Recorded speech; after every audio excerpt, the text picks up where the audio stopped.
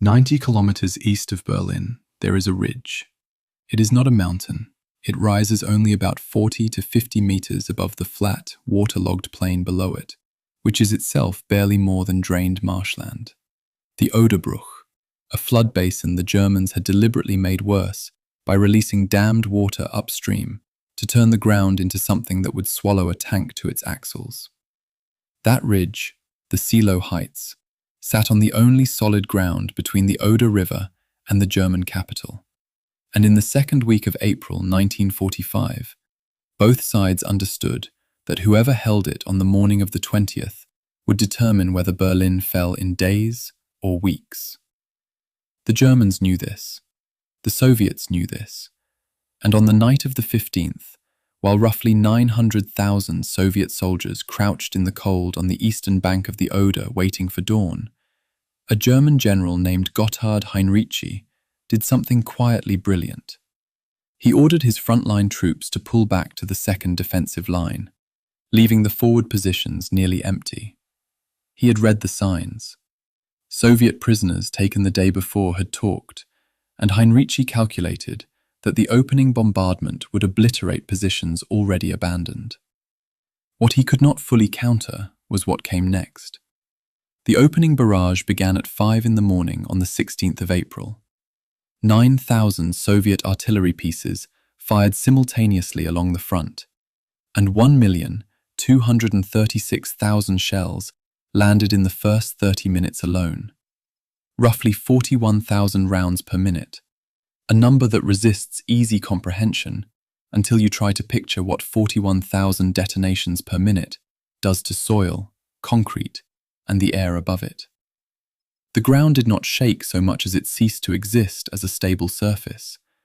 Dust and smoke from the first salvos immediately swallowed Zhukov's next tactical decision, which would cost him dearly.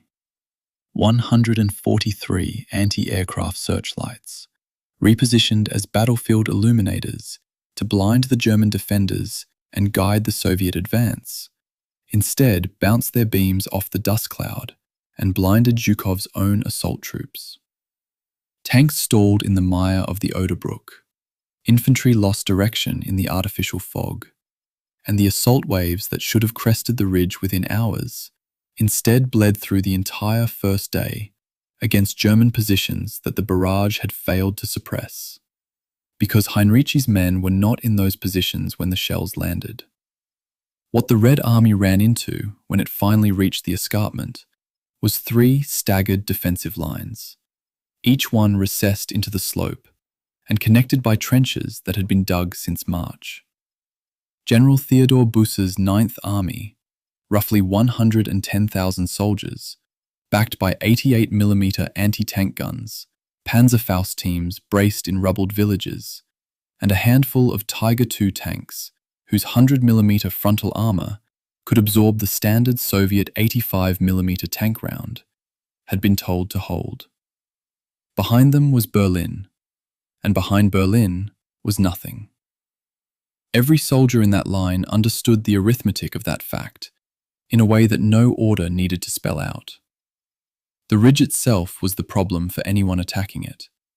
The approaches from the Oderbruch forced Soviet armor to funnel along narrow causeways across the flooded plain, where the ground channeled hundreds of tanks into corridors no wider than a village road, and where a single well-positioned 88 could stall an entire column while infantry burned on the flanks. The frustration that built inside Zhukov's command tent during the first day of the assault is something that military historians still debate in tone. Was it rage, recalibration, or pure competitive panic? What I find when I read the operational logs from that period is a commander who had already promised Stalin that Berlin would fall by Lenin's birthday, the 22nd of April, and who watched the first day's gains measured in hundreds of meters rather than the kilometers the plan had projected. Zhukov's answer was to commit his armored reserve, the 1st and 2nd Guards tank armies, into the fight before the infantry had cleared the ground they needed to operate on. This decision sent thousands of tanks grinding into a bottleneck that was still contested, turning the approaches to Seelow into a grinding traffic collision of steel and men that slowed everything further and cost the Soviets 743 tanks and self-propelled guns before the Heights finally broke. The Germans fought those 4 days, from the 16th to the 19th, with the kind of defensive precision that comes not from confidence in survival, but from the knowledge that there is no ground left to give.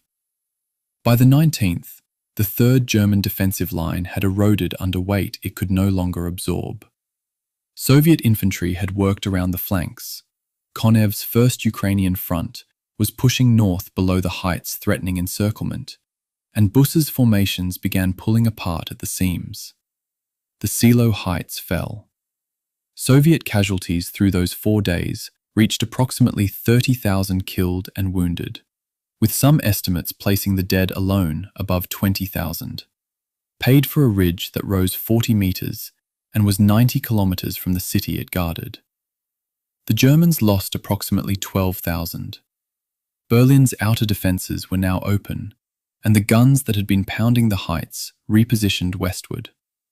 On the 20th of April, Soviet artillery reached range of Berlin's suburbs, which happened to be Hitler's 56th birthday, a coincidence that carried its own grim clarity. So here is where I'd ask you to just let the numbers go for a moment.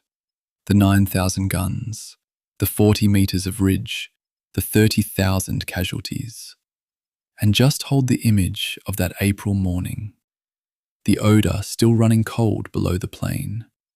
900,000 men waiting in the dark for a signal, and a single German general doing the only intelligent thing left available to him, pulling his soldiers back from positions that were about to stop existing.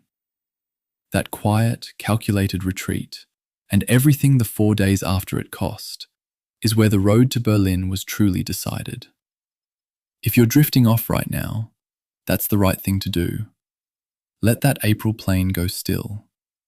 This documentary takes you through the entire history of the Battle of the Seelow Heights, from the first shell to the last retreat. Every commander's decision, every meter of frozen ground, every soldier on both sides who held the line until it could no longer be held. The Seelow Heights don't look like a killing ground when you stand there today. I've walked that ridge more than once, notebook in hand, trying to reconcile the gentle slope with what the engineering schematics told me happened here.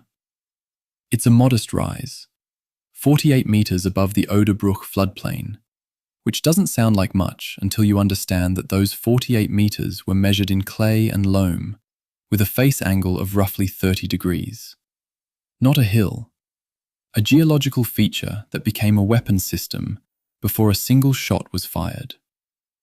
The escarpment sits behind 10 to 15 kilometers of floodplain that had been, in early April 1945, deliberately transformed into an engineered obstacle by a Wehrmacht engineer officer whose name appears in no headline account, but whose single act, turning a valve, rewrote the operational reality of the entire assault. What general summaries describe as elevated ground is, when you read the 9th Army's Internal Topographic Survey from late March 1945, something far more specific: a trap with walls. The physics of this terrain are not incidental. They are the battle. The clay substrate of the escarpment meant that anti-tank ditches dug into the slope retained their shape even under sustained artillery bombardment. Clay doesn't shatter like sand, it deforms and reseals. German engineers widened existing ditches to 3.5 meters across, 2 meters deep, knowing that Soviet bridging equipment would require a minimum of 45 minutes per crossing under fire. With 3 defensive lines, each containing multiple ditch systems, the geometric progression of delay was carved into the earth before April 16th ever arrived. Meanwhile, the Oderbruch floodplain itself, seasonal marsh under normal conditions, had been systematically inundated by controlled reservoir discharge upstream. Wehrmacht Engineer Corps survey logs from early April record the initiation of discharge at 0430 hours, with an estimated inundation depth across the central axis of 0.6 to 1.1 meters within 72 hours. Load-bearing capacity of the floodplain surface would fall below 4 tons per square meter. Any tracked vehicle above 28 tons would require corduroyed road or risk immobilization. This was not weather. This was engineering. The water was measured. The timing was deliberate.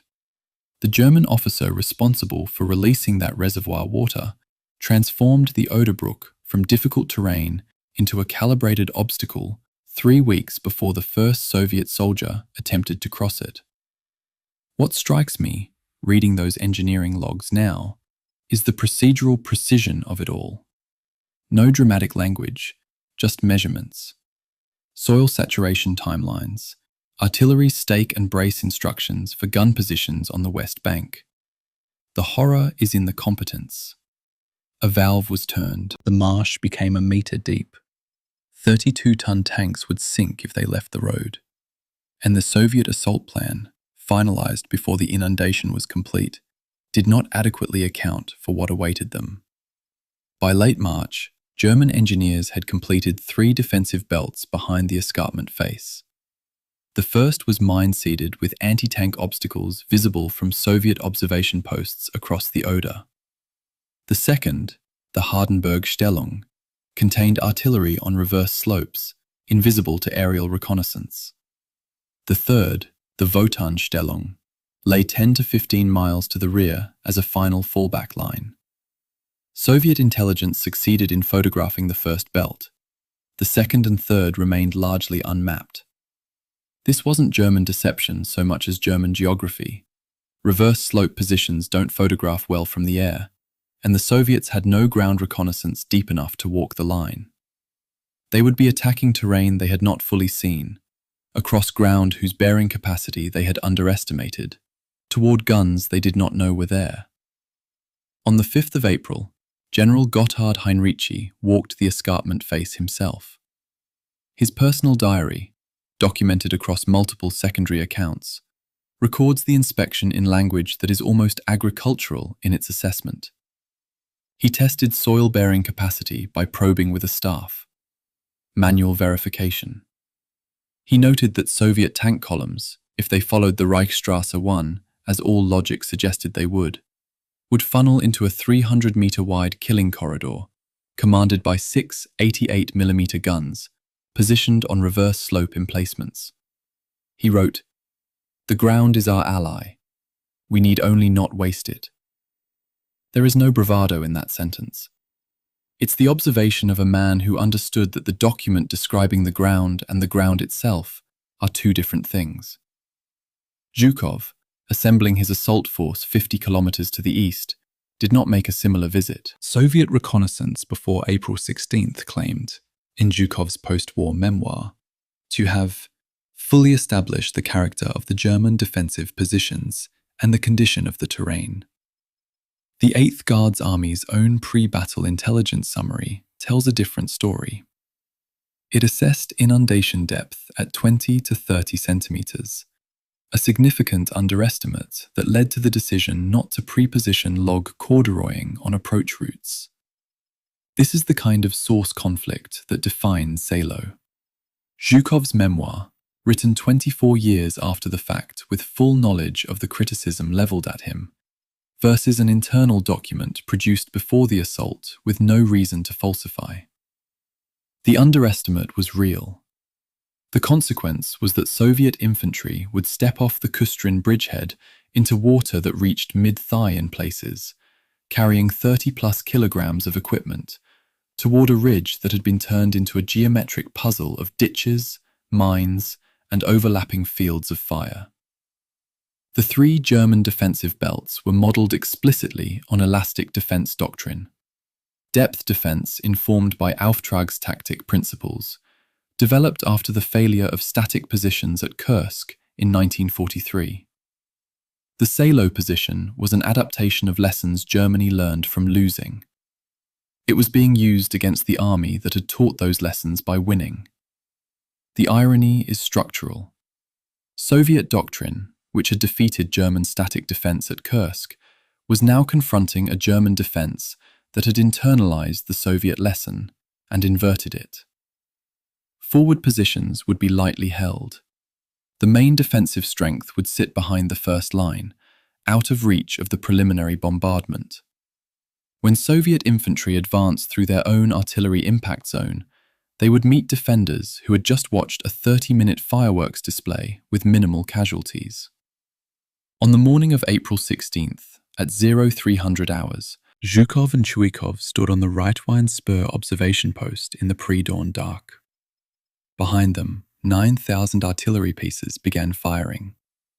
The flash from the guns was visible from 40 miles away. The ground shook. They watched. Neither man yet knew that the forward German trenches were almost entirely empty. The bombardment that was supposed to annihilate the first defensive belt was, in large part, expending over 500,000 shells against positions Heinrici had ordered evacuated 12 hours earlier. The ground absorbed the ordnance. The defenders, intact in the second belt, waited. The terrain had chosen this outcome before the first shell was fired. What the topographic survey reveals, and what no after-action report written by generals captures, is that the Seelow Heights was not a position the Germans chose to defend. It was a position the terrain made defensible. Heinrici's genius was not in creating the obstacle. It was in recognizing what the clay, the water, and the geometry had already made possible, and then refusing to waste it. The ground is still there. The escarpment face, the clay substrate, the floodplain, all unchanged. Modern conflict archaeology surveys using ground-penetrating radar have mapped the surviving trench systems, still readable in the earth 80 years later. They average 1.8 meters deep, compared to the standard 1.4-meter infantry trench. German engineers had designed for sustained bombardment. The trenches held. The men in them, for 4 days, held too. The last thing the engineering schematic tells you is the simplest and most damning. The Seelow Heights escarpment could have been bypassed. There were other crossing points along the Oder, other routes to Berlin. But Seelow sat astride the most direct approach, the Reichsstrasse 1, the road that ran straight from Kustrin to the capital. Speed mattered to Stalin. The race with the Western Allies mattered. The direct route mattered. And so a 1,000,000-man army was committed to crossing a floodplain that had been turned into a swamp, to assault a ridge that had been turned into a funnel, because the map said this was the fastest way. The ground didn't care what the map said. The ground had its own physics. And on April 16th, 1945, those physics began to extract their price. What a ledger knows that a general doesn't. Generals describe intent. Quartermasters record what was actually possible. The First Belarusian Front's logistical supply records for the period March 20th through April 15th, 1945, reconstructed from Russian state archives by military historian Alexei Isayev, tell a story that no memoir ever admits. The assault Zhukov planned was only barely feasible, and only because of a supply effort that borders on industrial miracle. Moving a 1,000,000-man force across a river through a floodplain against a fortified escarpment requires more than courage. It requires 7.2 million artillery shells, 98,000 metric tons of fuel, and enough rations for 1 million men for 30 days. All of it ferried across the Oder in 26 days, on 32 makeshift crossings that were being used 24 hours per day. Compared by scale, this operation matches the entire logistical build for Operation Overlord, compressed into 4 weeks. The margin between success and catastrophe was measured in bridge deflection tolerances and column spacing compliance. 18 centimeters of steel flex, that was the gap. The Kustrin crossing, bridge number 7 in the quartermaster ledger, was rated to 60 metric tons, standard load. On the 14th of April, an observer recorded a T-34/85 column with ammunition trailers crossing at approximately 1,800 to 2,200 hours. Estimated gross weight per vehicle, 36.5 metric tons. Column spacing, non-compliant. The bridge deflected 18 centimeters below design tolerance. The log recommends increasing column spacing to 80 meters. No action taken. I keep returning to that phrase, no action taken. It appears throughout these records like a refrain. The engineers knew, they measured, they reported. And the operational tempo overruled them. The tanks kept crossing at 20-meter spacing because the assault schedule demanded it, and the bridge held because it had no choice. And the fact that it held does not mean the decision was sound. It means the bridge was luckier than the plan deserved. Between March 20th and April 15th, Soviet logistical planners constructed and maintained 32 river crossings, pontoon bridges, converted railway bridges, reinforced ice crossings where the Oder hadn't fully thawed. Each crossing required constant realignment due to current and ice debris. The principal pontoon bridges used the NZHM 56 treadway bridge kit, rated to 60 metric tons in calm water. In flowing river conditions with ice debris, effective load rating dropped to approximately 50 metric tons due to dynamic stress amplification. The Oder at Kustrin in April was carrying spring melt flow at current velocities of roughly 1.8 meters per second. Anchor cable tension had to be pre-calculated for lateral load, not just vertical. Soviet engineers were solving a three-variable structural problem in real time, at night, under intermittent German artillery fire, with zero margin for error. When tank columns ignored prescribed spacing and ran at 20 meters instead of 80, the lateral sway of the bridge deck exceeded design tolerance by measurable amounts. The engineers knew, they wrote it down. Nothing changed. On the 14th of April, near dusk, a German Fokker-Wulf 190 suicide pilot, one of the small number of Sonderkommando Elbe volunteers, successfully severed a pontoon bridge at Zelen. German after-action records confirm the strike. Soviet engineers restored the crossing in 8 hours. The 6-hour gap created a 23-kilometer ammunition column backup on the east bank. Units scheduled to receive shells before the April 16th assault went into battle short. This is how logistical failure propagates. One bridge, one plane, one 6-hour gap, and artillery batteries enter combat with 2.1 consumption units instead of the 4.5 that Zhukov reported to the Stavka. The numbers don't lie. Zhukov's front-level supply report to Stalin on the 15th of April states the First Belarusian Front is fully supplied and prepared for the operation with ammunition reserves at 4.5 consumption units. Corps-level quartermaster requests filed by the 8th Guards Army on the same date show 3 formations reporting ammunition at 2.1 to 2.8 consumption units. The gap between what Zhukov told Stalin and what the Corps commanders knew they had is the structural signature of Soviet bureaucratic reporting. Each level aggregates upward, and each level has institutional pressure to report readiness. The assault went in with less than the plan assumed. The 15th of April also produced a catastrophic friendly fire incident that illuminates the fragility of the entire supply architecture. A Soviet bomber, operating in error, destroyed an ammunition train carrying approximately 17,000 artillery shells near Fürstenwalde. The shells were designated for the 4th Guards Rifle Corps, one of Chuikov's assault formations for the Seelow approach. The loss is documented in German intercept records and corroborated by Soviet engineering logs. 17,000 shells, 1 train, 1 navigation error.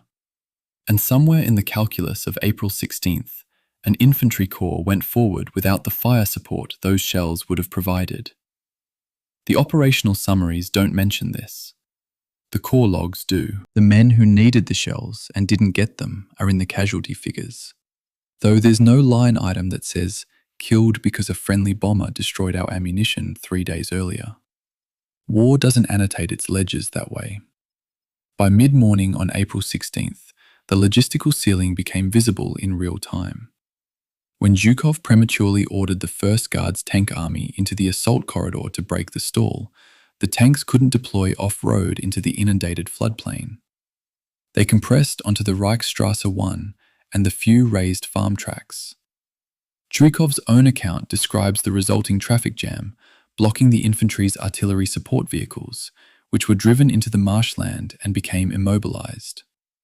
The ledger's prediction, off-road vehicle loss in inundated terrain exceeding sustainable rates, became a physical fact. Trucks sank. Guns couldn't move forward. Infantry advanced without the mobile artillery that doctrine said they needed. The plan had assumed trafficability. The ground provided none. Soviet tank fuel consumption illuminates the operational overstress with brutal clarity. Planned consumption was calculated at approximately 1.8 metric tons of diesel per tank per 100 kilometers of cross-country movement.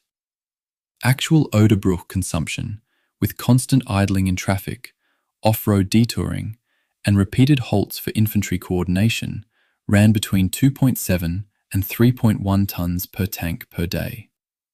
For the 3,059 tanks of the First Belarusian Front, this represents a fuel overconsumption of approximately 2,800 metric tons above planned rate on day 1 alone. By the evening of April 17th, several tank brigades had fuel for approximately 40 kilometers of additional movement, barely enough to reach the western edge of the escarpment. The margin wasn't comfortable, it was geological. They reached the objective because there was nowhere else to go. What strikes me about these records is how many of the failures were predicted. The bridge deflection, the fuel overconsumption, the ammunition shortfall from stretched supply lines. The engineers, the quartermasters, the logisticians, they wrote it down. They reported it upward. And somewhere between the bridge officer's notebook and Stalin's desk, the predictions were filed away as technical complaints rather than operational constraints. The men who knew the bridge was bending were not the men who told Stalin the army was ready. This is not a failure of competence. It's a failure of reporting architecture in a system where bad news doesn't travel upward, because upward is where bad news gets you killed. The Soviet achievement in reaching the Oder from Warsaw, nearly 600 kilometers in winter conditions in under 4 weeks, was one of the most remarkable supply operations of the war. I don't say that lightly.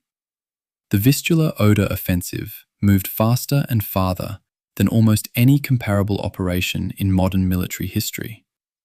But the speed created a condition where the army arrived at Seelow with no operational reserve. Every bridge was at capacity. Every supply column was stretched.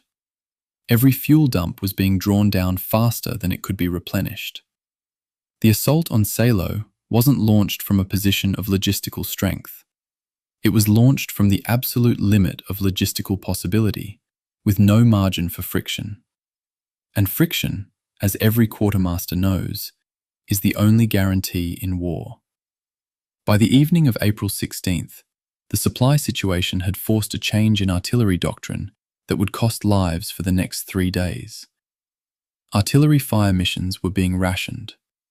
Suppression fire, the indirect bombardment that keeps enemy heads down while infantry advances, was being deprioritized in favor of direct fire tank support. Infantrymen who would have been covered by suppression barrages on day 1 were advancing without that protection on day 2 and day 3.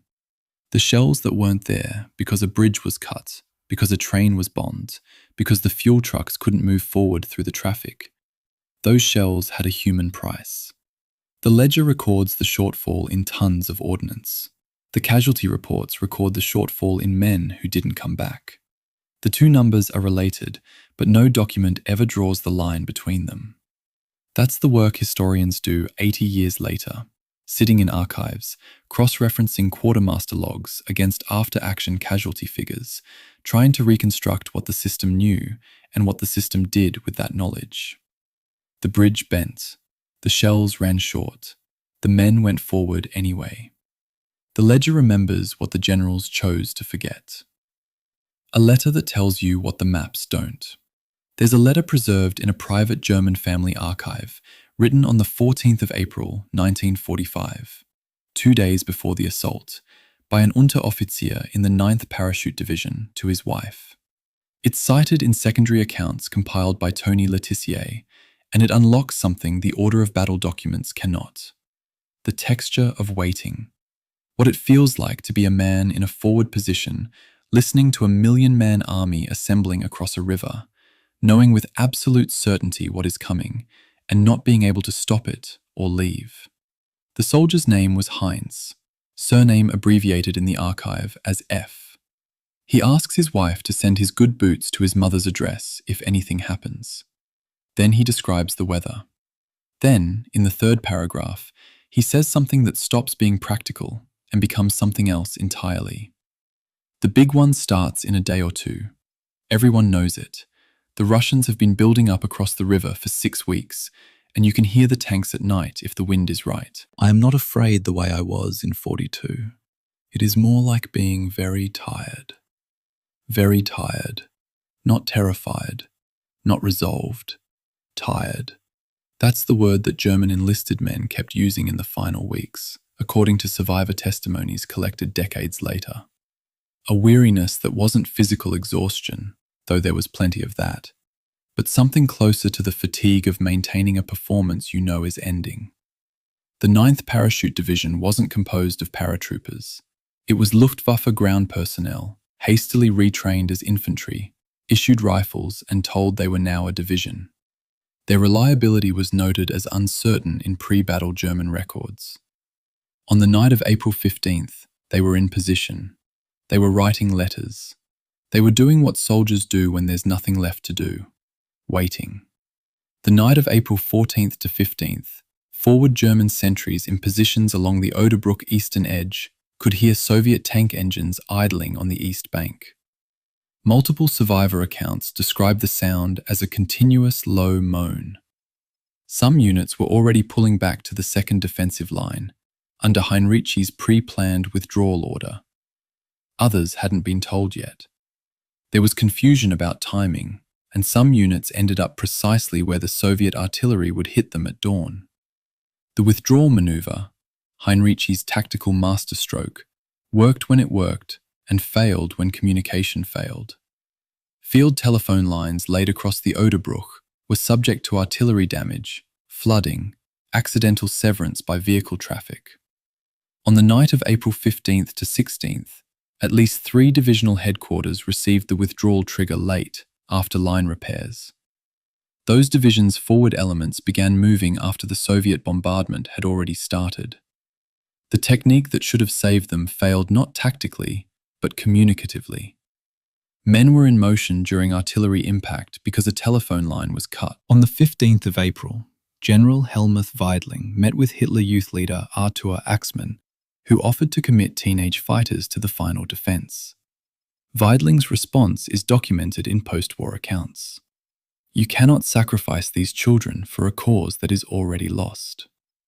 His order prohibiting their deployment was disobeyed before the conversation finished. Boys aged 14 to 17, equipped with Panzerfaust anti-tank rockets, were in forward positions by nightfall. The Panzerfaust 60, the most common model, had an effective range of 30 meters. Shaped charge warhead, single-shot disposable. It could penetrate 200 millimeters of armor, enough to kill a T-34 from the side. The operational problem: at 30 meters, the user was within the blast radius of the weapon's own backblast. Without proper training in body positioning, operators suffered burns and blast injuries from their own weapons. Medical records from this period contain a recurring wound category that tells its own story. Self-inflicted blast injury, Panzerfaust. These were the soldiers Germany was placing in forward positions in April 1945. Heinz's letter ends with an inventory. Tell your father his watch is in my left breast pocket. I don't want them to find it later and not know whose it was. A man cataloguing his pockets before a battle he doesn't expect to survive. This is not heroism. It's not defeatism either. It's a kind of administrative clarity about death. making sure the paperwork is in order, making sure his father-in-law's watch gets back to the right person. The letter was mailed. It arrived. His wife kept it. It survived in a family archive for 50 years before a researcher asked to see it. Now it's cited in histories of a battle that killed tens of thousands of men, whose letters, if they wrote any, did not survive. Heinz did survive, as it happens. He was captured on April 18th and spent 12 years in Soviet captivity. He returned. The watch did not. The German Ninth Army defending the Seelow sector, approximately 112,000 soldiers, was supported by 2,625 artillery pieces. That works out to roughly 23 men per gun. The attacking First Belarusian Front had 18,934 guns for approximately 1 million men, a ratio of 53 men per gun. On pure weight of metal, the Soviets had more than 2 guns for every German gun. But the Germans had chosen their positions on reverse slopes, invisible to Soviet counter-battery fire. Quality of placement offset quantity of tubes. Heinrici's gunners would survive longer than they should have, precisely because they couldn't be seen. This is what the letters don't tell you. The geometry of survival. The calculus of who gets to write home and who doesn't. Heinz wrote home because his position, by chance or design, wasn't where the first Soviet barrage landed heaviest. Others weren't as fortunate. Somewhere behind the Seelow line, the night of April 15th to 16th, a cook in a Volkssturm support unit distributed the last hot meal before the assault. A single survivor account, recorded in German oral history collections, describes this. The cook had extra rations. Nobody was eating. He wrapped what remained, put it back in the field kitchen container, labeled it with the date in case someone came back for it. No one did. I don't know why that image has stayed with me, longer than some of the larger tactical details, but it has. A cook labeling leftover food with a date, April 15th, 1945, as if there was going to be an April 20th when someone might want it. The optimism embedded in that small act of documentation. Or maybe it wasn't optimism. Maybe it was just procedure. Maybe he labeled everything. Feels unbearably fragile against what was coming.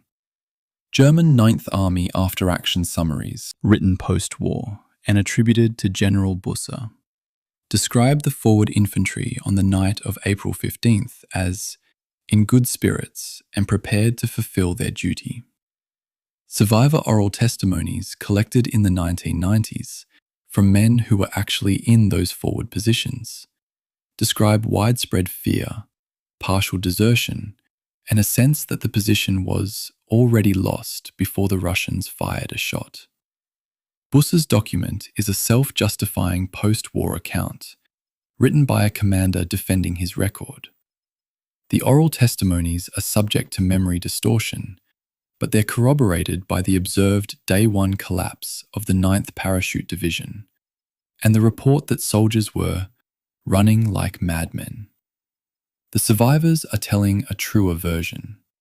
Institutional narratives of readiness and good spirits are almost never written by the men in the forward positions. What the letter from Heinz tells you, what no operational map can show, is that the German soldiers at Seelow knew they were enacting a ritual of continuance that the system required of them. Some stayed from duty, some from fear of SS field courts-martial behind the lines, some for reasons they couldn't articulate to their wives. But the letter's tone isn't one of conviction, it's one of compliance. He's not defending the Reich. He's inventorying his pockets, making sure the watch gets home, asking about boots. The ideology that put him in that trench isn't present in the letter at all. What's present is a man trying to manage the small details he can still control, because the large details, whether he lives, whether Germany wins, whether any of this means anything, are beyond his reach. The ground remembers the soldiers. The letters remember the men. Lights pointed at the wrong problem. The 5th Shock Army's Operational War Diary for April 16, 1945, contains an entry logged at approximately 0450 hours that reads like the real-time record of a plan discovering itself to be wrong. Searchlights activated per plan. Illumination effect, negative. Ground dust from bombardment has reduced visibility to under 80 meters in forward zones. Searchlights are backlighting our own advancing infantry, creating silhouette effect. Enemy artillery adjusting to searchlight positions. First casualties from searchlight-attracted fire recorded. Searchlight shutdown not authorized pending front-level order. The lights stayed on. The men silhouetted against them kept moving forward. This is what failure looks like when it's written down during the event, not after. No euphemism, no narrative smoothing, just the blunt acknowledgement that the thing they'd planned to do was making the situation worse, and nobody had authorization to stop it.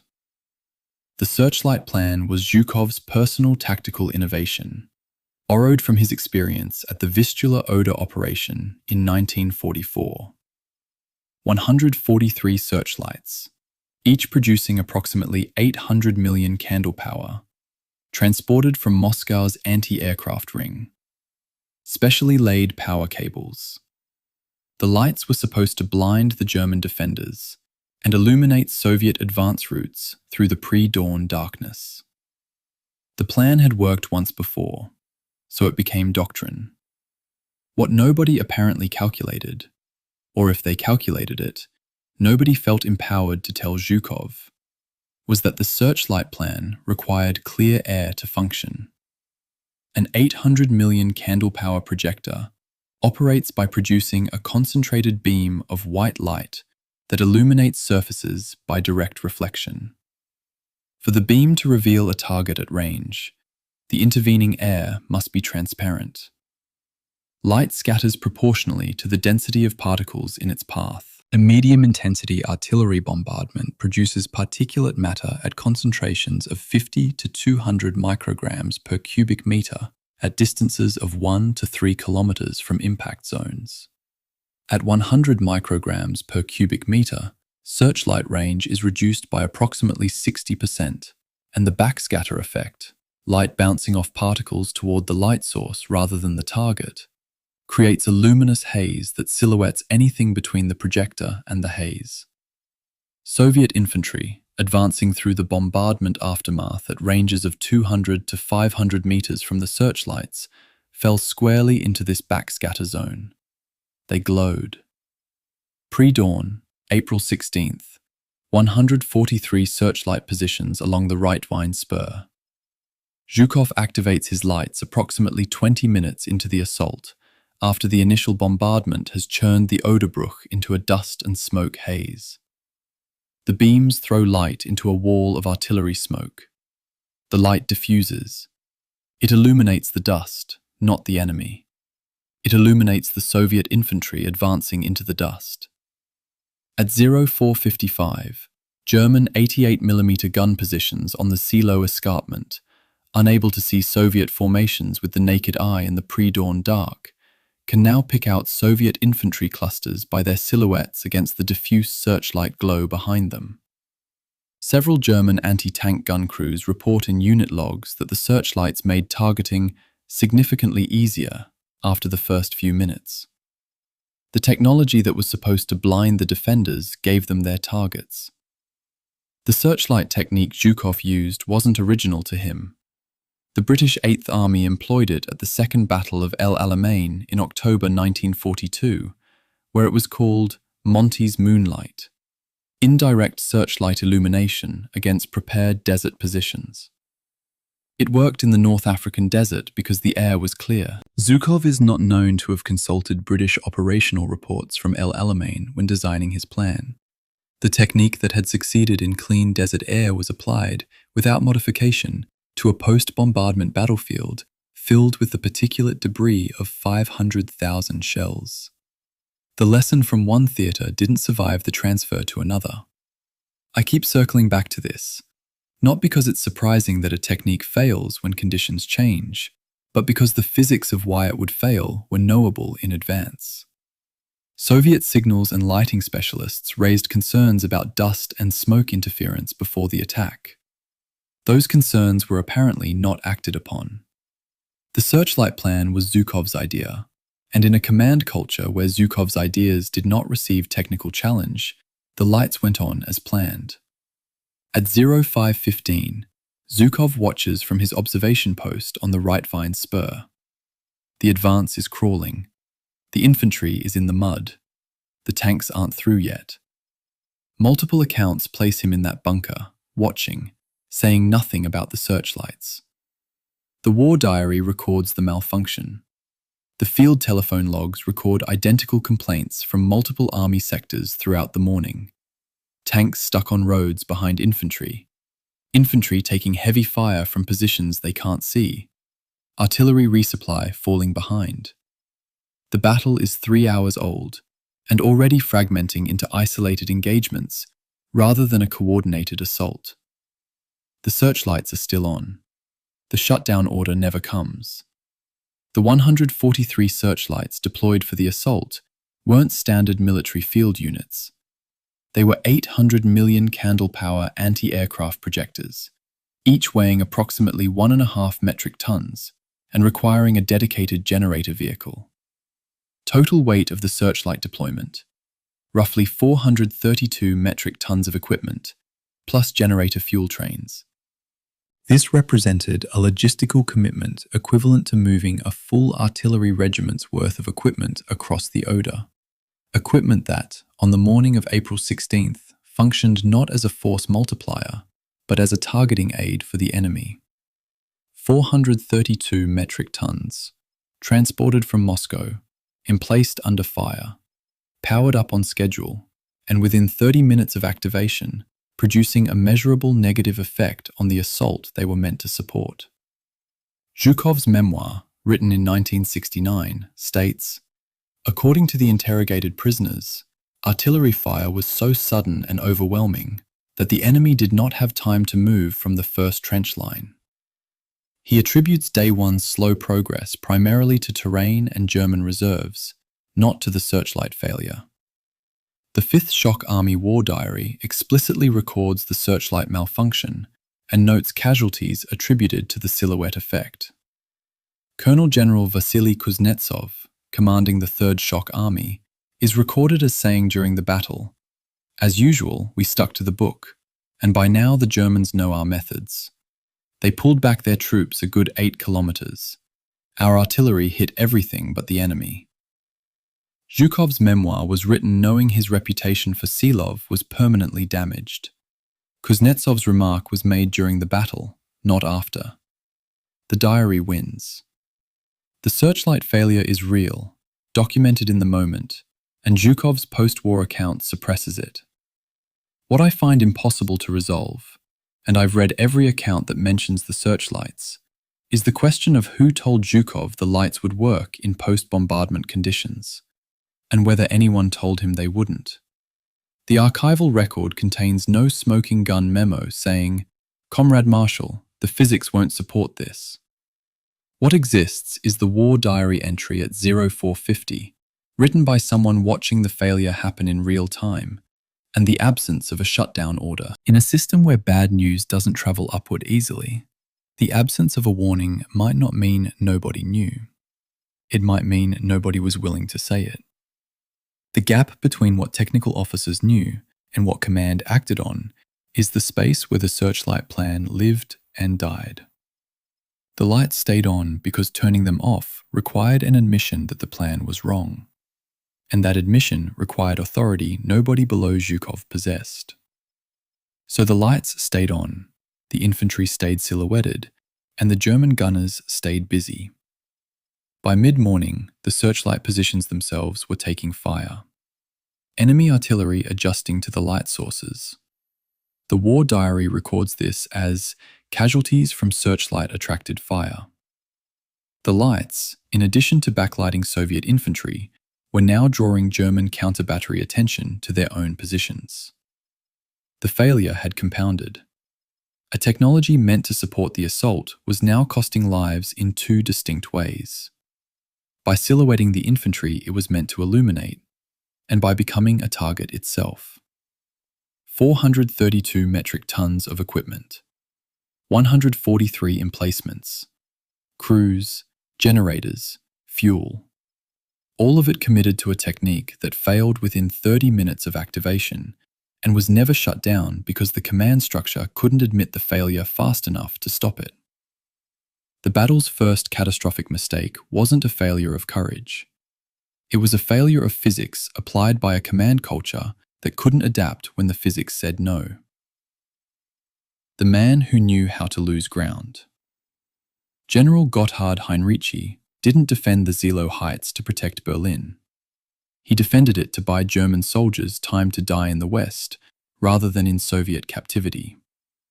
That distinction between holding ground and buying time is the difference between conventional military defense and what Heinrici was actually doing in April 1945.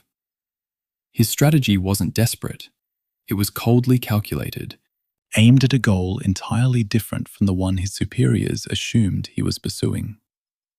Post-war interviews with former Army Group Vistula staff officers, conducted by US Army historians for the Foreign Military Studies program, reveal that Heinrici's internal planning wasn't framed around days of holding the line, but around probability of getting German units west of the Elbe before Soviet encirclement closed. It's a perspective of managed retreat, not defense. The defense of Seelow was, at the command level, already a delaying action from its inception.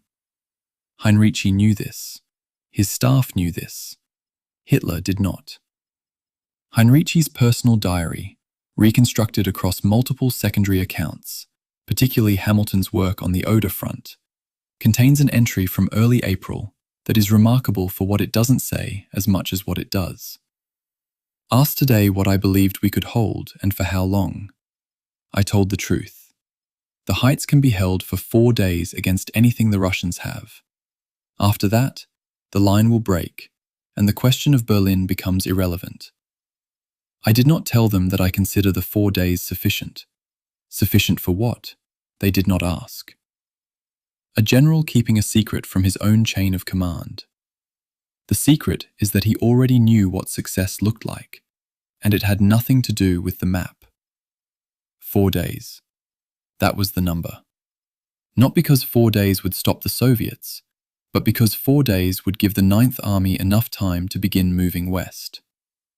On the 20th of March, 1945, Heinrici received command of Army Group Vistula from Heinrich Himmler, who had been running it as an administrative fiction. Heinrici spent his first 48 hours not at a frontline inspection, but with logisticians, interrogating the Army's actual vehicle availability, fuel stocks, and westward road network capacity. He wasn't assessing how to fight. He was assessing how to retreat. This is documented in staff records reconstructed by Hamilton. Heinrici's first priority was understanding the operational mobility of his force in withdrawal, not in defense. By early April, he had walked the Seelow escarpment with his staff, noted the reverse slope positions for 88mm guns, calculated approach angles and kill zones. He designed the three-belt defense not to stop the Soviets permanently, but to ensure each belt absorbs Soviet resources for a predictable number of hours. It was an exercise in time budgeting, not terrain defense. The technique Heinrici employed was called Ausweichen vor der Walze, yielding before the roller. The mechanism worked as follows. 12 to 18 hours before an expected Soviet bombardment, all but a skeleton screen of sentries would be withdrawn from the first defensive belt. Soviet artillery, targeting pre-mapped German positions, would expend enormous ammunition on empty trenches.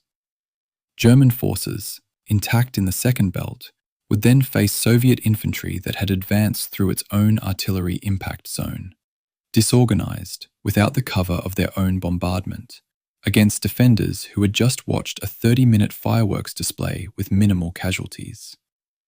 At Seelow, this technique worked almost exactly as designed.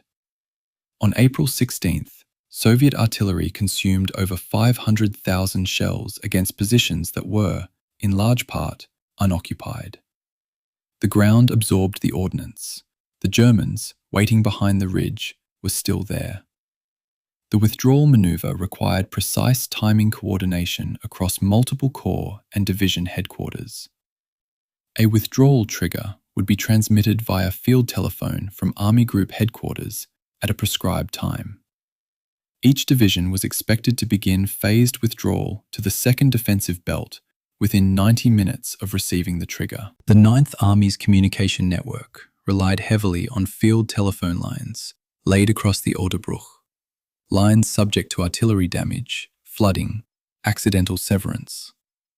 On the night of April 15th to 16th, at least 3 divisional headquarters received the withdrawal trigger late, after telephone line repairs.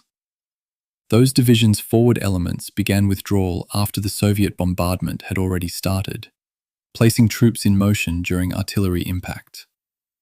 The technique that should have saved them failed not tactically, but communicatively. Heinrici's plan was sound. The infrastructure supporting it was fragile. On the 4th of April, Heinrici met Hitler in Berlin and was offered 100,000 additional troops, on paper from Himmler, Goering, and Dönitz. These were Luftwaffe ground personnel, sailors, Volkssturm. Heinrici accepted some.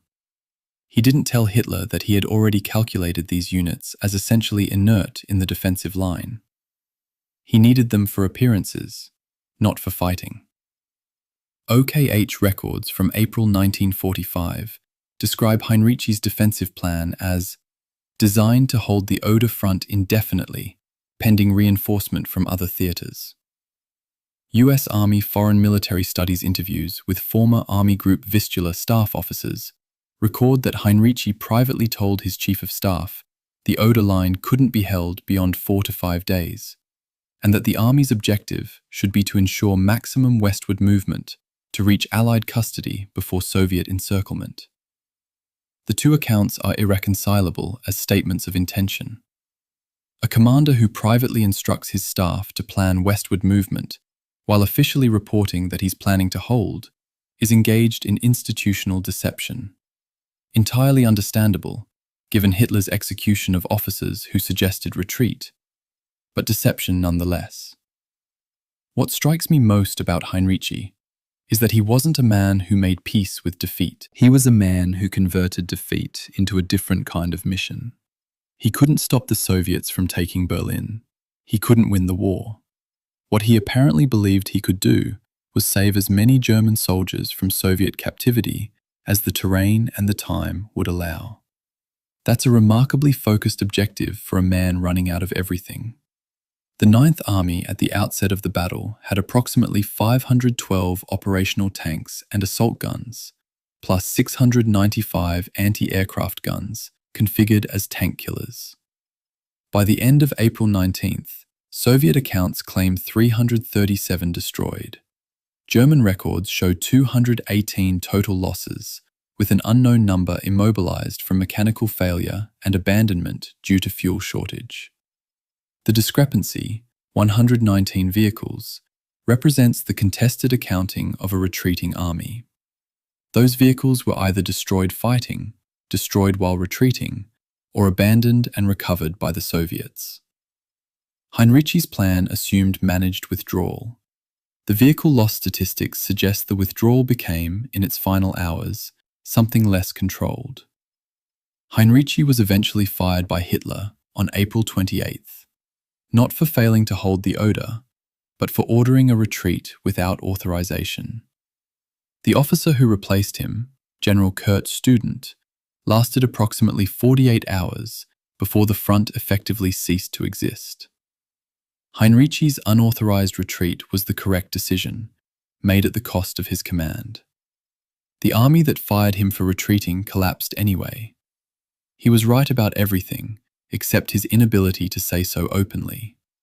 His diary, his staff's testimony, the withdrawal orders, the timing calculations, all of it points to a commander who understood exactly what was happening and designed his defense around a goal his superiors never knew he had. 4 days at Seelow Heights. 30,000 German soldiers reaching the Elbe. The mission wasn't the map, the mission was the men. And for 30,000 of them, it worked. For the other 82,000, it didn't. That arithmetic is what Heinrici carried for the rest of his life. The floodplain at 6 in the morning.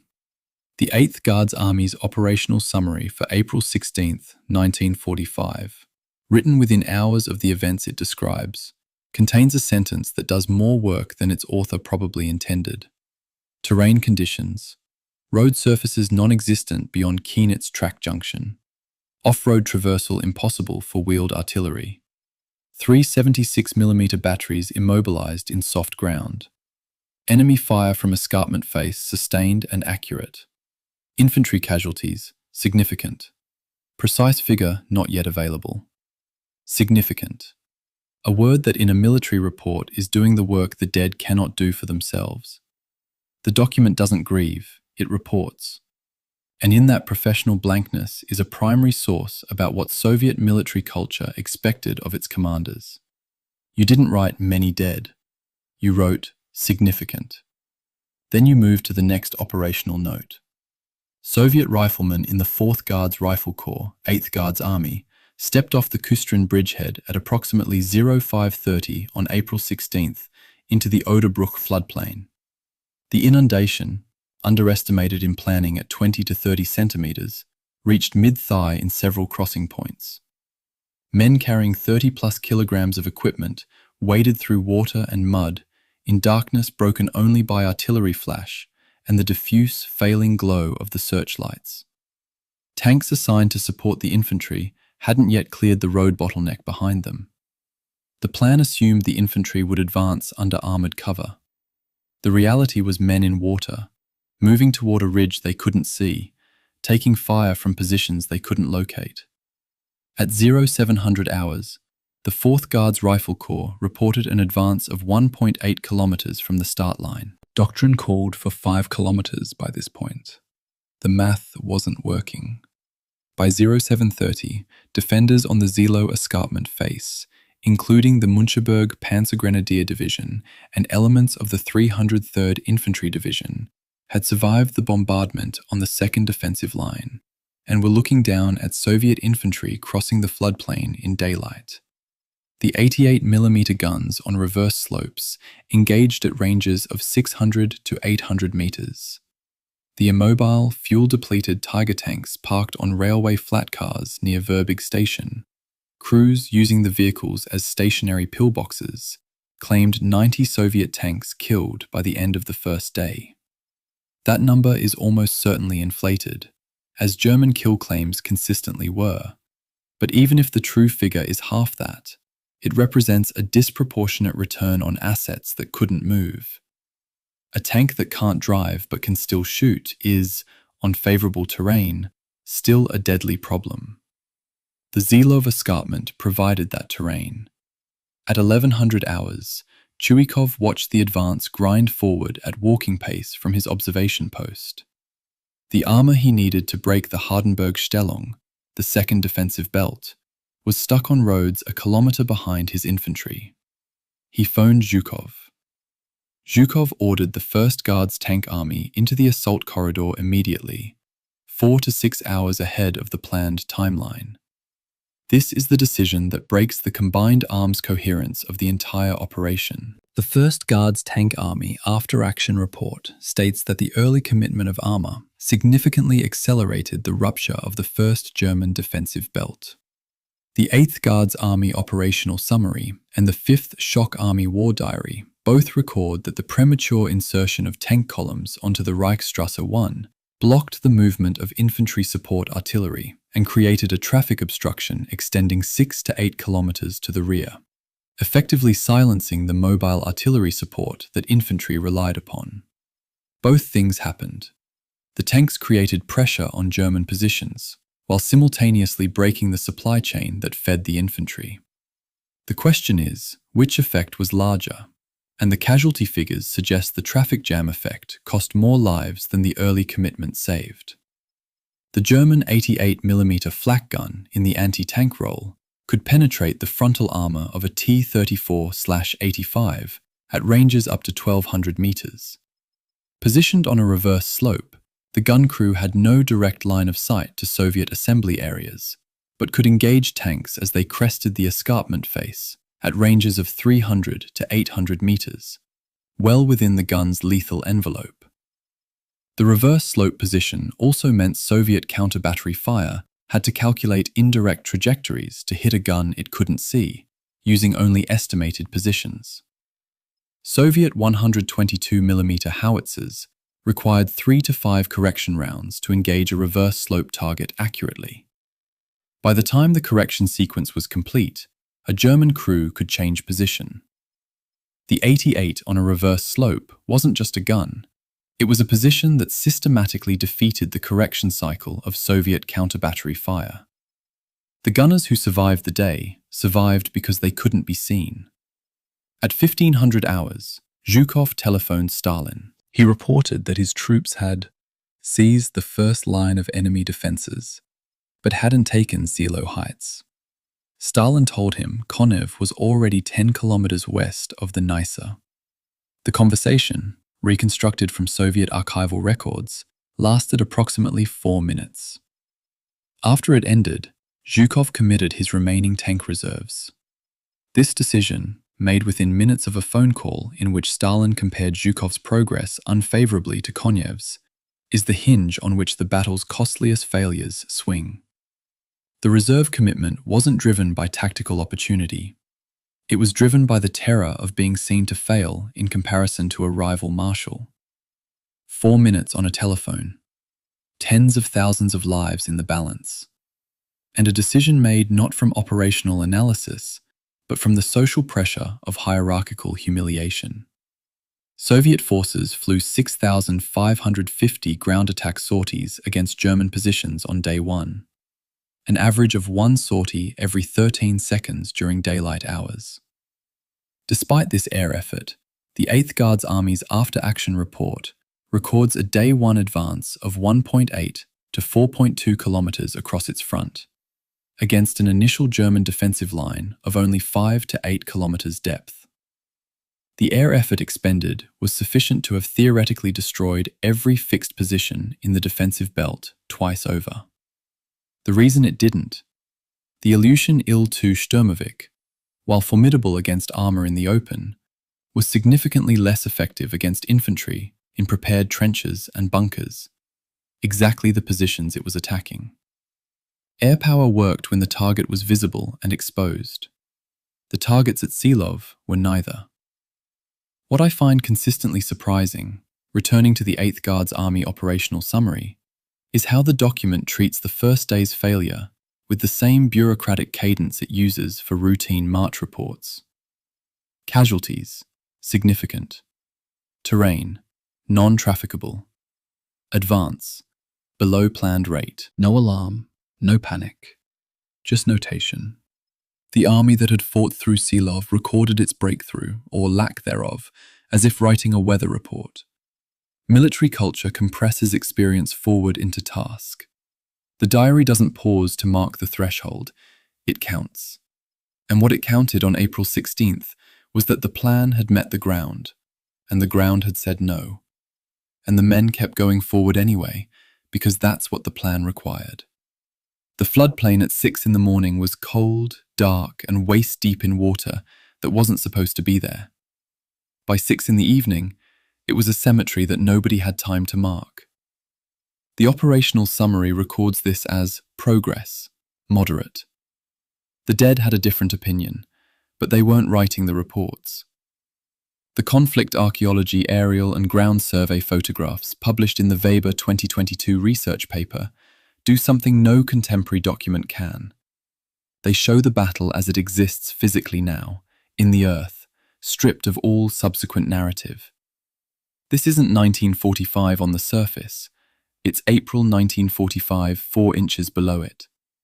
Ground-penetrating radar traverse along the former Reichsstraße 1 axis, Kustrin approach, reveals a ferrous anomaly cluster at depths of 0.4 to 1.2 meters, extending 600 meters east of the escarpment base. Anomaly signature consistent with armored vehicle wreckage. Concentration density, 12 to 18 discrete objects per 100 linear meters. Cross-reference to Soviet after-action claims shows a discrepancy in claimed versus physical loss location of approximately 400 meters. 12 to 18 things buried under what is now a bike path. The battlefield hadn't moved, only the story had. Between 2015 and 2022, the Conflict Archaeology Survey of the Seelow Heights battlefield represented the first systematic physical mapping of the engagement. Ordnance disposal teams cleared survey routes before archaeologists worked them. In 2017, a planned cycling path was delayed by the discovery of unexploded ordnance at survey depth, including a buried 122mm howitzer shell cluster at the base of the escarpment. The battlefield is still armed 80 years later. Modern surveys require metal detection sweeps, then ground-penetrating radar confirmation, then manual excavation under controlled conditions. What they're finding contradicts both Soviet and German official accounts in specific, measurable ways. The ground keeps a different record than the one either side filed with their headquarters. Soil doesn't have institutional incentives. It just holds what was put into it. The GPR surveys reveal that the highest density of armored vehicle wreckage is located not on the escarpment face, but in the transition zone between the inundated floodplain and the base of the ridge, the zone where vehicles had to leave road surfaces to begin the assault. This is consistent with the 88mm reverse slope kill zones described in earlier chapters, but contradicts Soviet after-action reports that describe the escarpment face itself as the primary kill zone. Soviet First Belarusian Front operational summaries claim the majority of enemy armored vehicle losses were inflicted on the slopes of the Seelow Heights during the assault on the Second Defensive Belt. Weber's data places the highest density of subsurface armored wreckage in the pre-escarpment transition zone, 400 to 600 meters east of the claimed loss location. The Soviet claim locates the main effort against the Second Defensive Belt. The physical evidence locates the main loss event earlier, on the approach. This matters enormously for understanding the battle's actual mechanism. The Oderbruch transition zone was deadlier than the ridge itself. Archaeological mapping also reveals a trench network significantly more elaborate than German records describe, and substantially deeper than Soviet intelligence had estimated. The trench depth averages 1.8 meters compared to the standard 1.4 meter infantry trench used earlier in the war. These trenches survive in fragmentary form today, still readable as engineering documents in the Brandenburg clay. The depth indicates German engineers anticipated sustained artillery bombardment and designed for it. Clay substrate meant the trenches held their shape under shelling, deforming and resealing rather than collapsing. Walking the survey line today, you can still see the trench shadows in aerial photography taken under specific light conditions.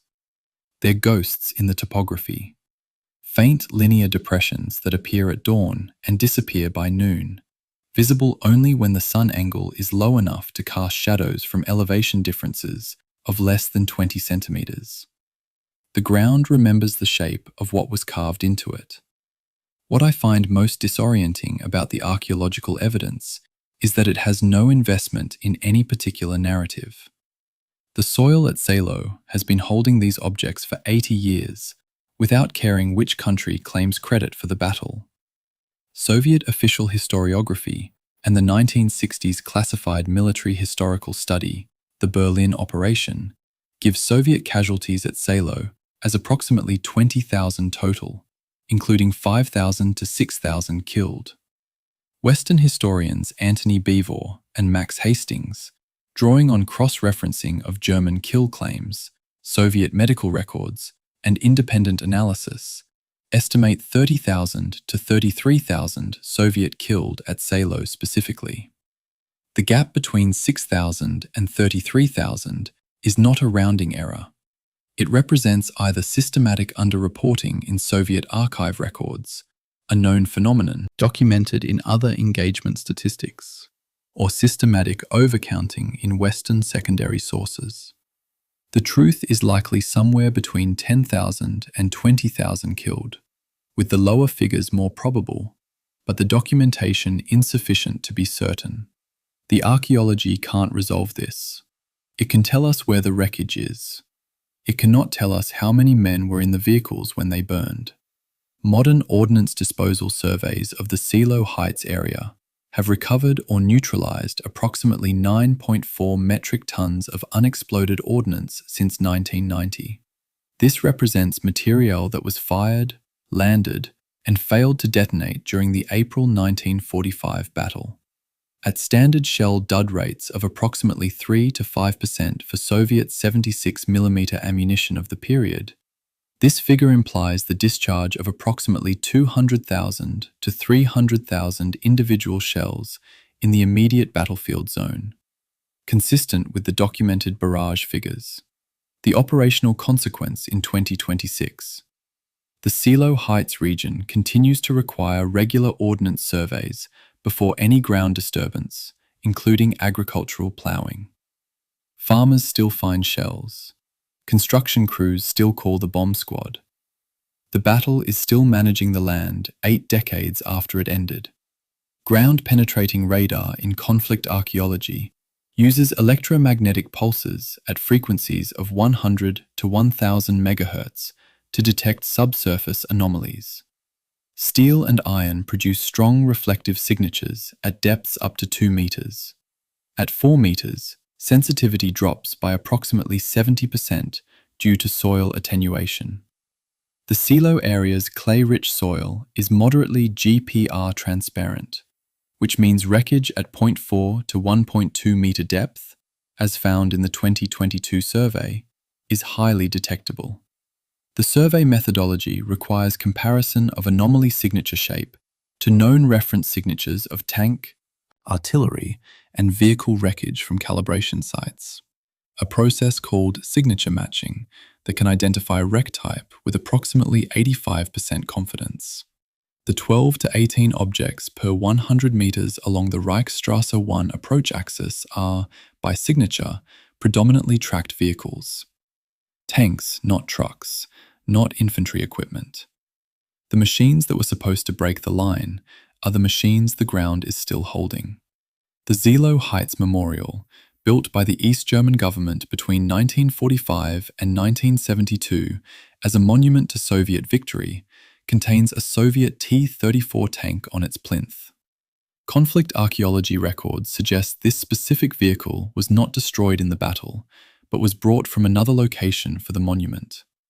The tank on the memorial is commemorating a battle it wasn't in. This isn't unusual for war memorials.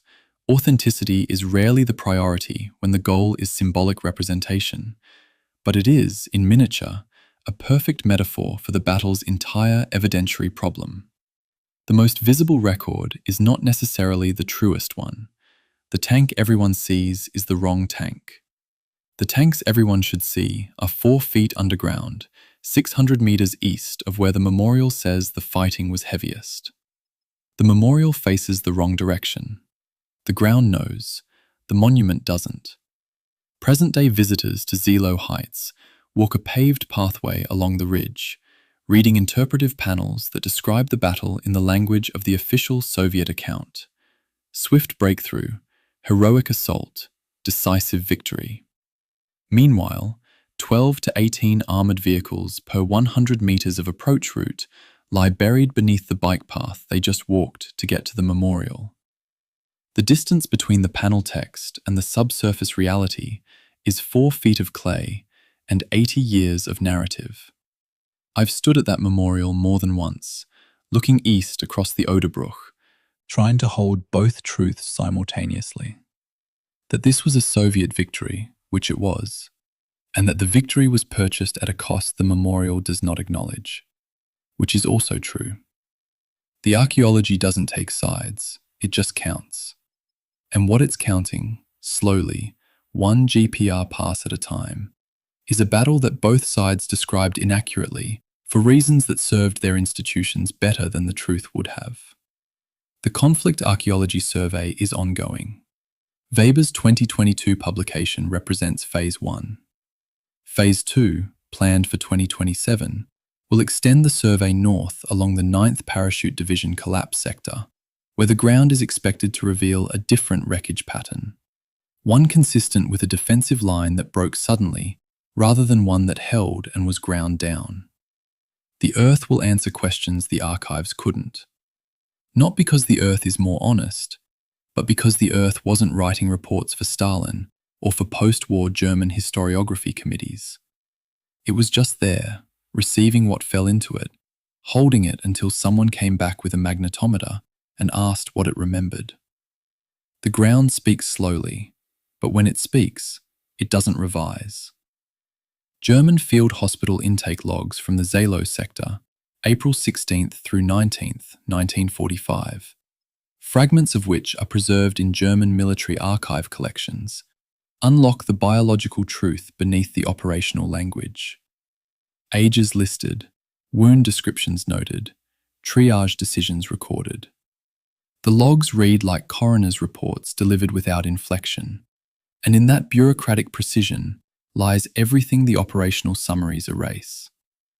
One entry, approximate date April 16th, reads, Admitted, 0800 to 1200, 14 cases. Ages recorded, 16, 17, 15, 14, 22, 17, 62, 16, 19, 17, 64, 15, 18, 16. Wound types. Shrapnel, 9 cases. Blast concussion, 3 cases. Rifle, 2 cases. Surgical priority assignments. Notation illegible. 4 deaths before triage completion. 14 and 62. The same hospital. The same day. The same army that was defending the approach to Berlin with children and men old enough to be their grandfathers.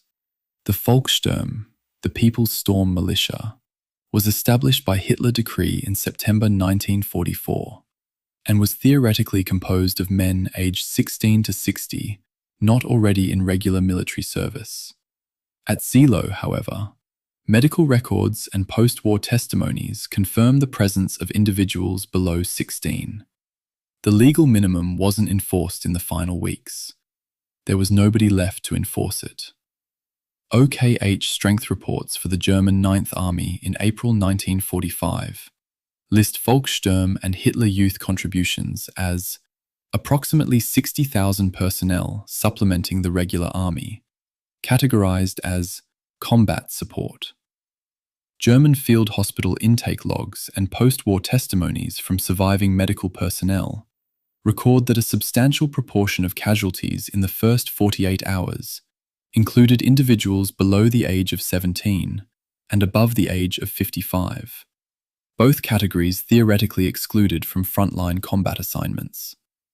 When a 15-year-old appears in a field hospital intake log with a shrapnel wound to the thorax, the question of what category he was officially in becomes irrelevant to the surgeon removing the metal.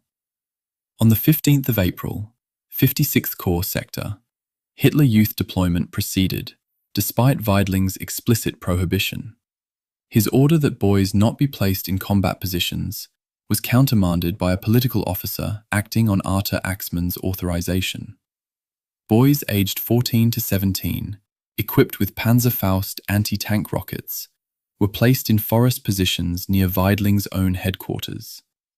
By nightfall on April 16th, many of these positions had been overrun. The surviving boys are not in the hospital logs in proportion to the numbers deployed. They're in the missing in action lists, which is often a different category of record. Missing in action can mean captured. It can mean killed and unrecovered. It can mean the boy ran and nobody saw where he went. The administrative precision of the categories dissolves when the system they're meant to document is collapsing faster than the paperwork can track. The Panzerfaust anti-tank weapon issued to these defenders was a single-shot disposable recoilless rocket launcher with an effective range of approximately 30 meters for the common Panzerfaust 60 model. The shaped charge warhead could penetrate approximately 200 millimeters of rolled homogeneous armor, sufficient to defeat a T-34's turret from the side.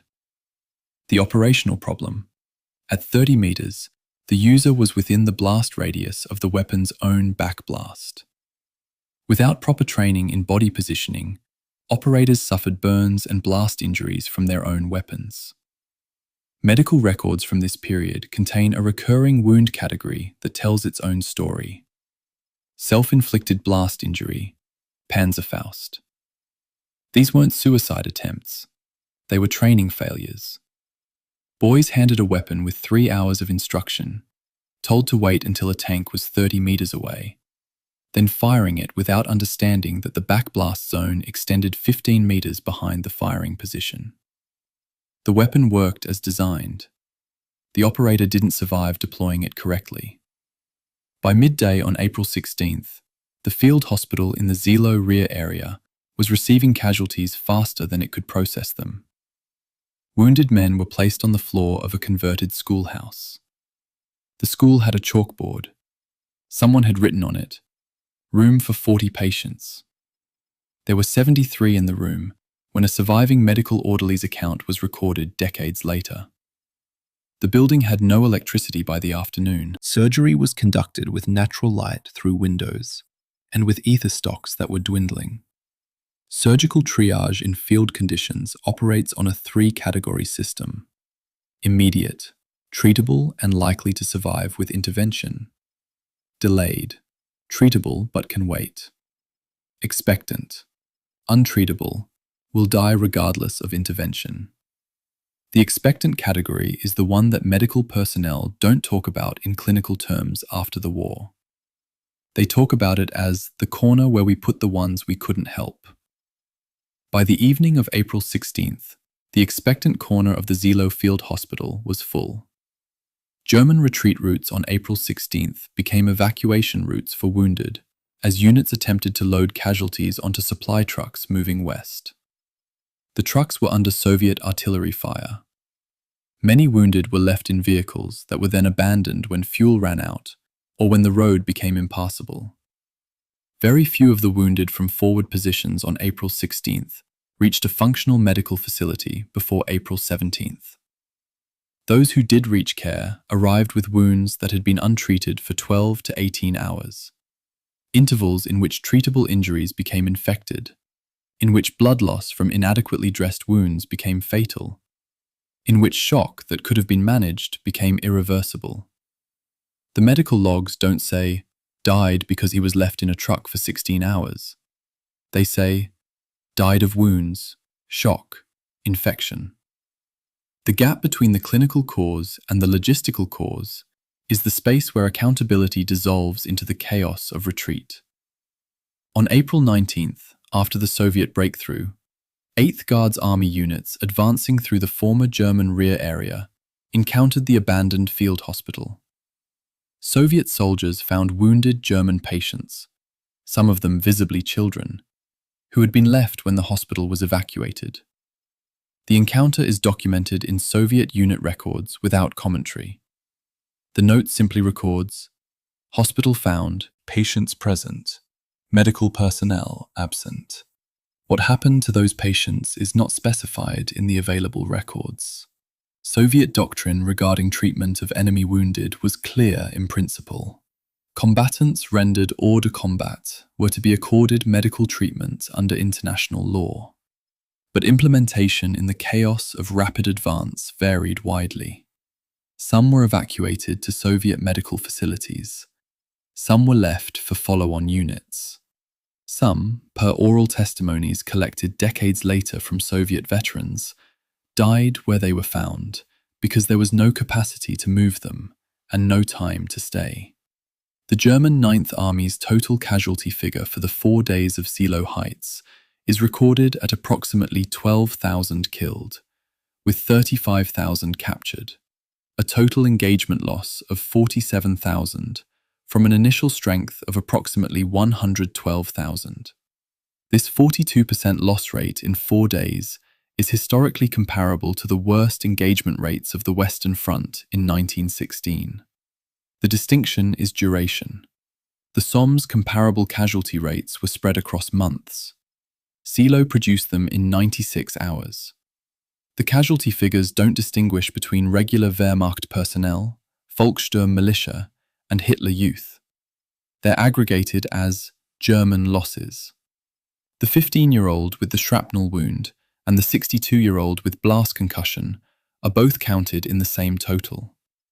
The administrative system that put them in the same trench didn't survive to count them separately. What I cannot resolve, reading these medical intake records years after the fact, is the column for assigned unit. In several entries, the unit designation is written in, then crossed out and replaced. The soldier had been transferred from one unit to another so recently that the hospital clerk had to correct the record.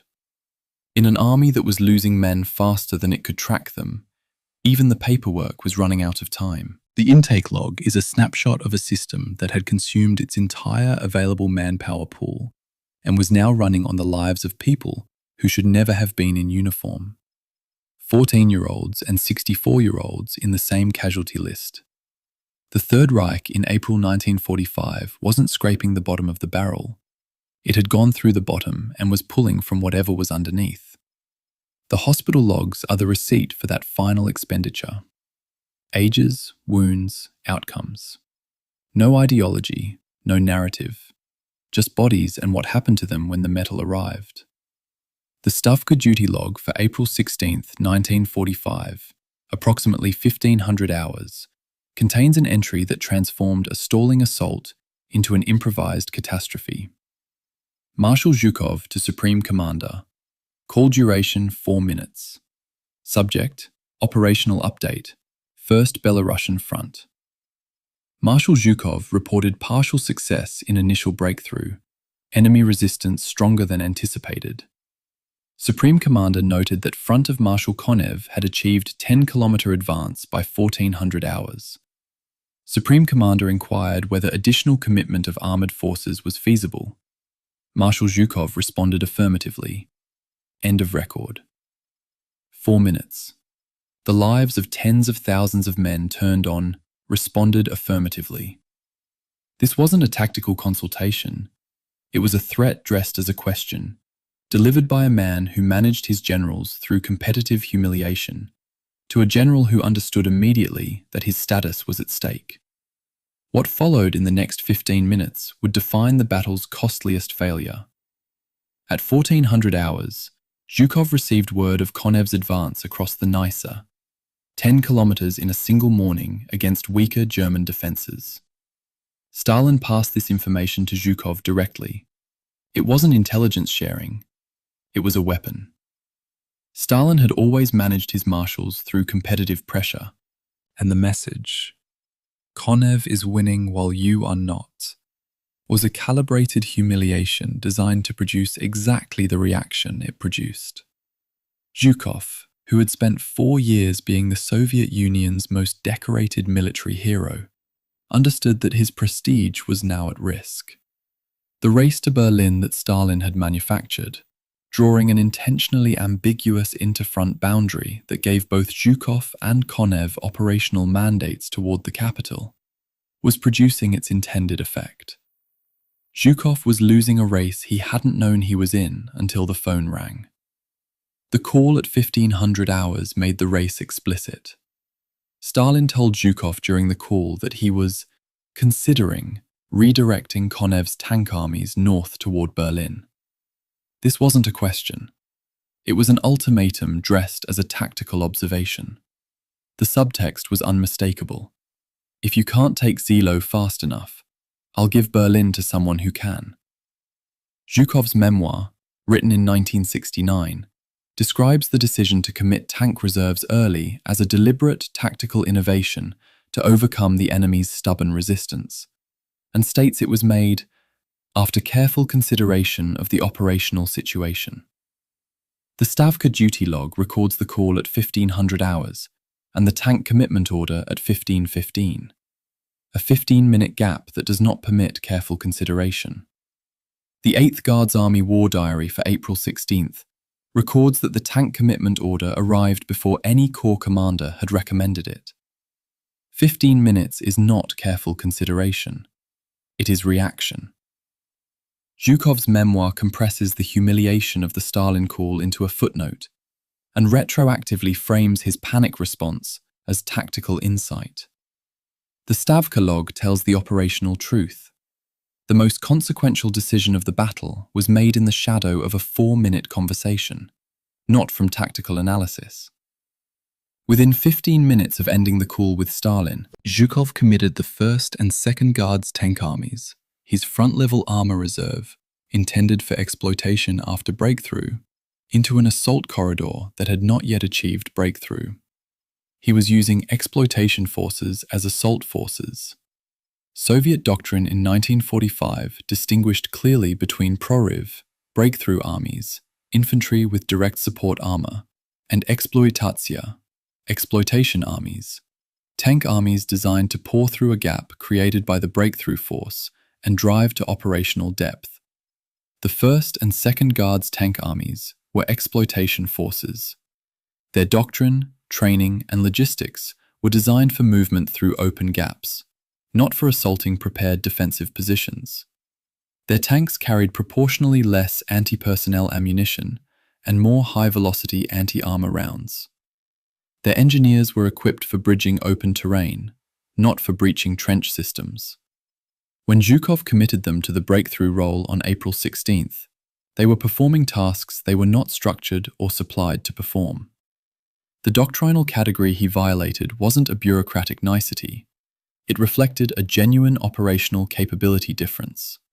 The order, per Army-level records, was received with private alarm by the tank army commanders, who recognized they were being asked to do something doctrinally wrong. But there was no mechanism to push back against a front-level commander who had just received a phone call from Stalin.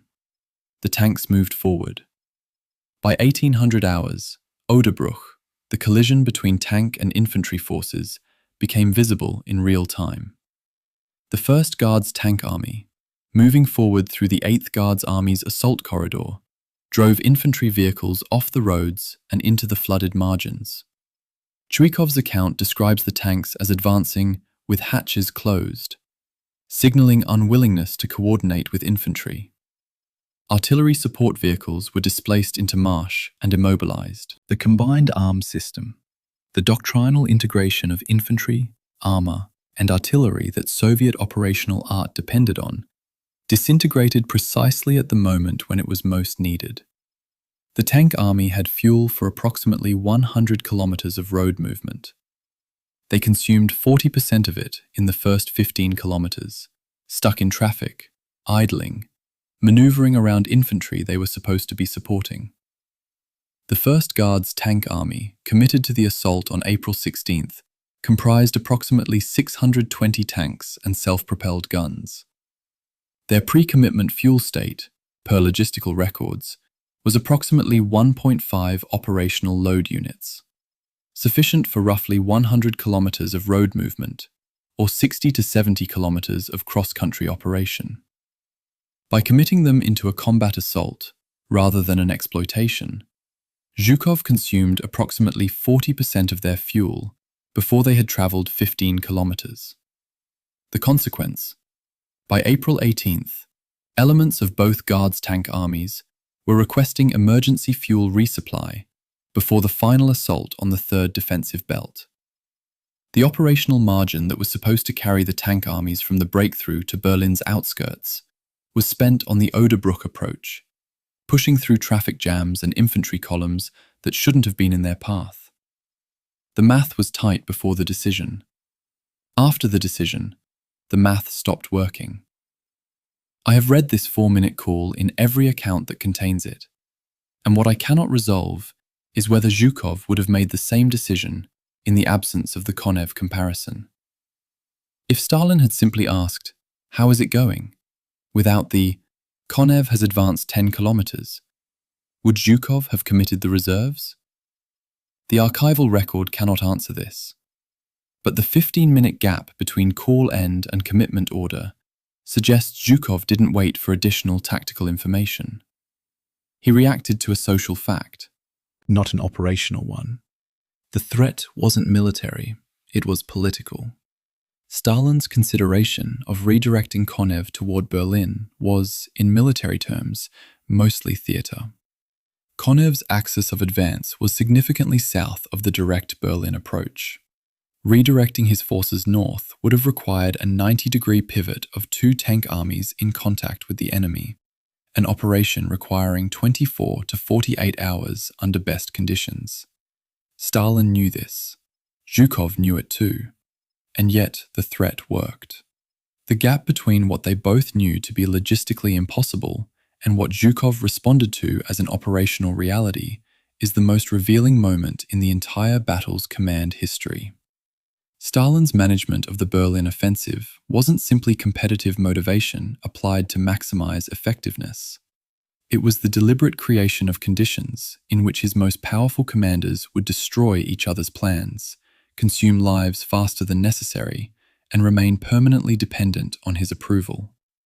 The manufactured competition ensured that neither Zhukov nor Konev could use the prestige of taking Berlin as a platform against Stalin politically. By forcing them to compete rather than cooperate, Stalin ensured the victory belonged to the Red Army as a collective institution, which he commanded, rather than to a single general who might become politically independent.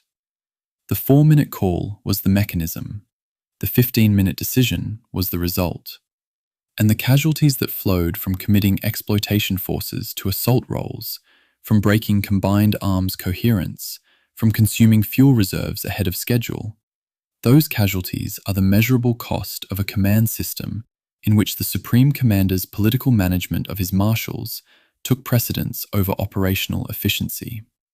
4 minutes, 30,000 lives, maybe more. The Stavka log recorded the call, the ground recorded the cost. By the evening of April 16th, Zhukov had committed everything. No reserve remained. The tank armies were in the assault corridor ahead of schedule. The fuel was being consumed faster than planned, and the German line hadn't broken. The searchlights had failed. The preliminary bombardment had hit empty trenches. The infantry was bogged in the Oderbruch, and Stalin was watching. What happens to a general who has spent all his instruments and still hasn't won? The answer would arrive over the next 3 days, written in the slow, grinding arithmetic of attrition that no amount of competitive pressure could accelerate. The Heights would fall eventually, but they would fall because there were more Soviets than there were Germans, not because the 4-minute call produced a better plan. The call produced panic. The panic produced a decision. The decision produced casualties. And somewhere in Moscow, Stalin hung up the phone, having achieved exactly what he intended. 2 marshals racing each other to Berlin, neither one strong enough afterward to challenge him. The battle was the instrument. The competition was the goal. The dead were the price. And the phone call, 4 minutes, logged at 1500 hours, April 16th, 1945, was the moment when operational command gave way to political theatre, and the men at Seelow paid for the performance. German Funkaufklärung summary, Army Group Vistula, 14th of April, 1945, reads with the precision of a technical report that nobody wanted to believe. Soviet radio traffic, Kustrin sector, 13th to 14th April. Significant increase in encrypted transmission volume. Frequency distribution consistent with operational order dissemination. Traffic analysis. Attack preparation communications. Attack axis. Reichstrasse 1, Seelow approach. Estimated attack date, 16th April, plus or minus 24 hours. Confidence, high. Distribution. Army Group Vistula, 9th Army, OKH. Action taken, Handwritten notation. Heinrici withdrawal order confirmed. They knew. The notation confirms they acted on it. The question is, what acting on it meant when the army doing the acting was outmanned by 10 to 1 and running out of everything except accurate intelligence. This is the paradox of signals intelligence. Having the information doesn't guarantee the information will change the outcome. Sometimes it just lets you know exactly when the end is coming. Between the 13th and 14th of April, German radio intercept teams monitoring Soviet communications had been tracking the bridgehead buildup since late March. By April 13th, they had sufficient traffic volume and frequency analysis to produce a high-confidence attack date estimate. The estimate, 16th April plus or minus 24 hours, was accurate to within hours. Traffic analysis doesn't require breaking encryption. It reads pattern, volume, timing, and frequency of transmissions to infer operational intent without knowing content. A dramatic increase in encrypted traffic in a specific frequency band, followed by radio silence, is a reliable indicator of imminent offensive action, regardless of what the encrypted messages actually say. The German analysts were reading the shape of the assault before the assault began. The technique worked.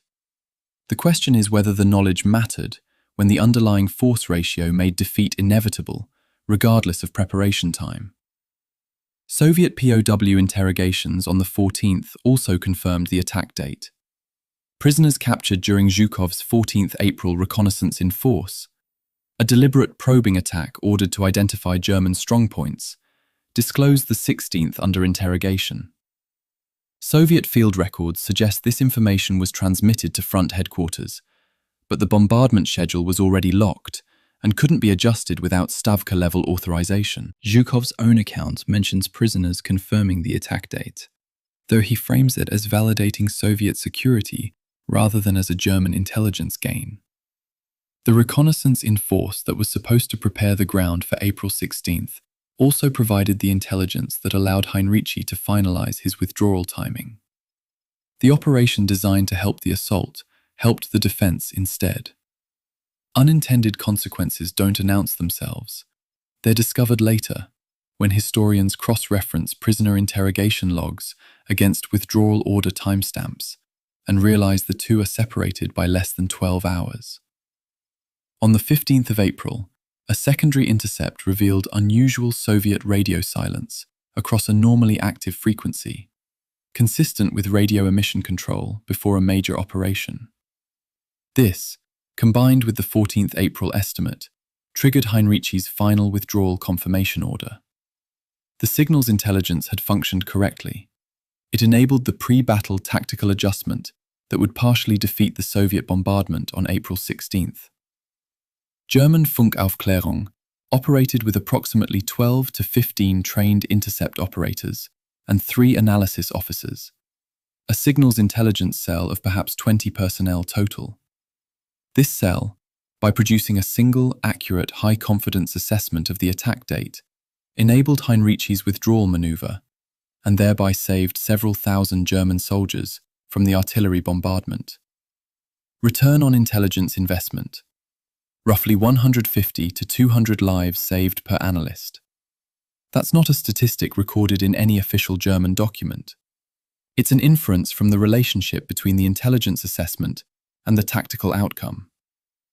Zhukov's memoir states that the enemy was not aware of the exact timing of our offensive, attributing the effectiveness of the surprise bombardment to Soviet security measures. German Funkaufklärung summary from 14th of April explicitly states that the attack date was assessed as 16th of April with high confidence, and this assessment is confirmed by Heinrici's documented withdrawal order timing, which exactly corresponds to the intelligence estimate.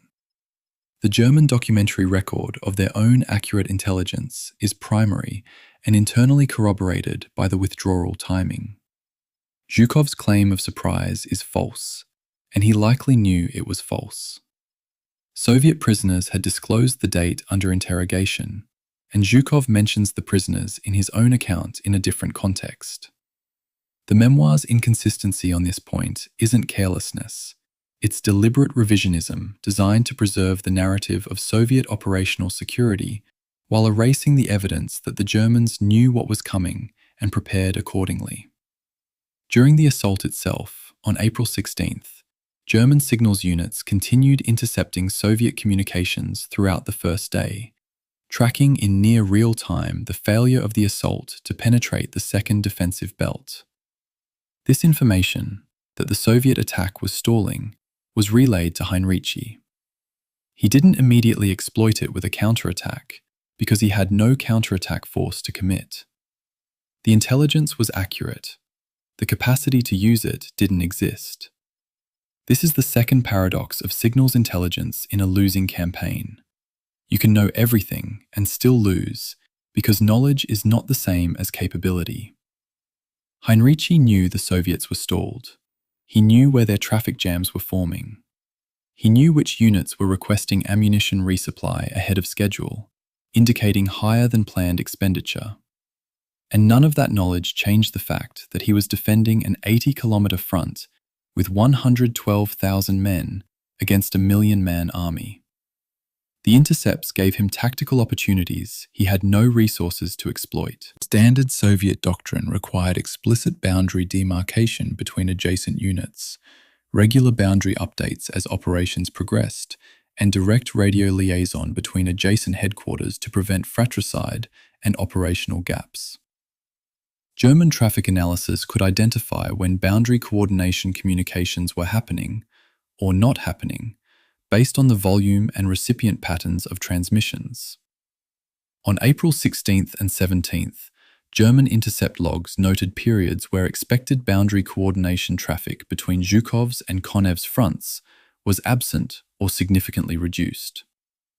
This suggested to German analysts that the two Soviet fronts were not coordinating as tightly as doctrine required. The inference was correct. Stalin's manufactured competition between the two marshals had created exactly the coordination friction the intercepts were detecting. The Germans were reading the consequences of Stalin's command decisions in the radio spectrum before those consequences became visible on the battlefield. They couldn't exploit it, but they could see it happening. Soviet military radio communications in 1945 used a combination of encrypted tactical nets for operational orders and relatively clear lower-level traffic for coordination between subunits. German Funkaufklärung couldn't decrypt the encoded traffic in real time, but could perform traffic analysis on it. The methodology: measure volume, timing, frequency distribution, and transmission duration to infer activity without content. When German analysts observed a six-fold increase in encrypted message traffic on the night of 15th to 16th April, concentrated in frequency bands used by Soviet Army-level headquarters, they didn't need to know what the messages said. The pattern told them operational orders were being disseminated. The subsequent radio silence told them emission control was in effect. The attack was coming. Traffic analysis in 1945 was sophisticated tradecraft, and it remains essentially unchanged in modern signals intelligence. SIGINT agencies in 2026 still use traffic volume, timing, and frequency distribution as indicators when content is unavailable. The tools are faster. The logic is identical. What arrests me in these signals records is the handwritten notation at the bottom of the 14th April summary. Action taken. Heinrici withdrawal order confirmed. Someone in that headquarters wrote that notation, capping their work with a sentence proving the intelligence was used. The analyst who produced the attack date estimate knew their work mattered. They closed the document with evidence of impact. I find myself wanting to know who wrote it. Soviet interrogation records from captured German officers in the Seelow sector, dated April 17th through 20th, 1945, exist in a category between candor and coercion. These aren't confessions and they aren't testimony. They're pressured disclosures made by men who had just lost everything and were telling their interrogators what they thought was the operative truth in the immediate aftermath of events. One transcript fragment, attributed to a captured German Oberstleutnant on the 17th of April, contains a moment that defines the entire evidentiary problem of this battle. Asked whether the position at Seelow was defensible, subject stated, "For as long as we held it, yes. Beyond that, no. Everyone above my rank knew this." Asked whether this was reported upward, subject paused for approximately 1 minute. Then, "We reported what was reported. What was reported was not what we knew." 1 minute of silence in an interrogation room. A minute is a long time to be silent when a Soviet officer and interpreter are sitting across a table from you. What he was doing in that minute, deciding whether to be honest, deciding what kind of man to be on the other side of defeat, is something the transcript cannot show. But it preserved the minute. The Soviet military interpreter, whose job was to translate not just words but intent, is the figure whose notebooks preserved the only direct record of what German officers said in the hours after capture.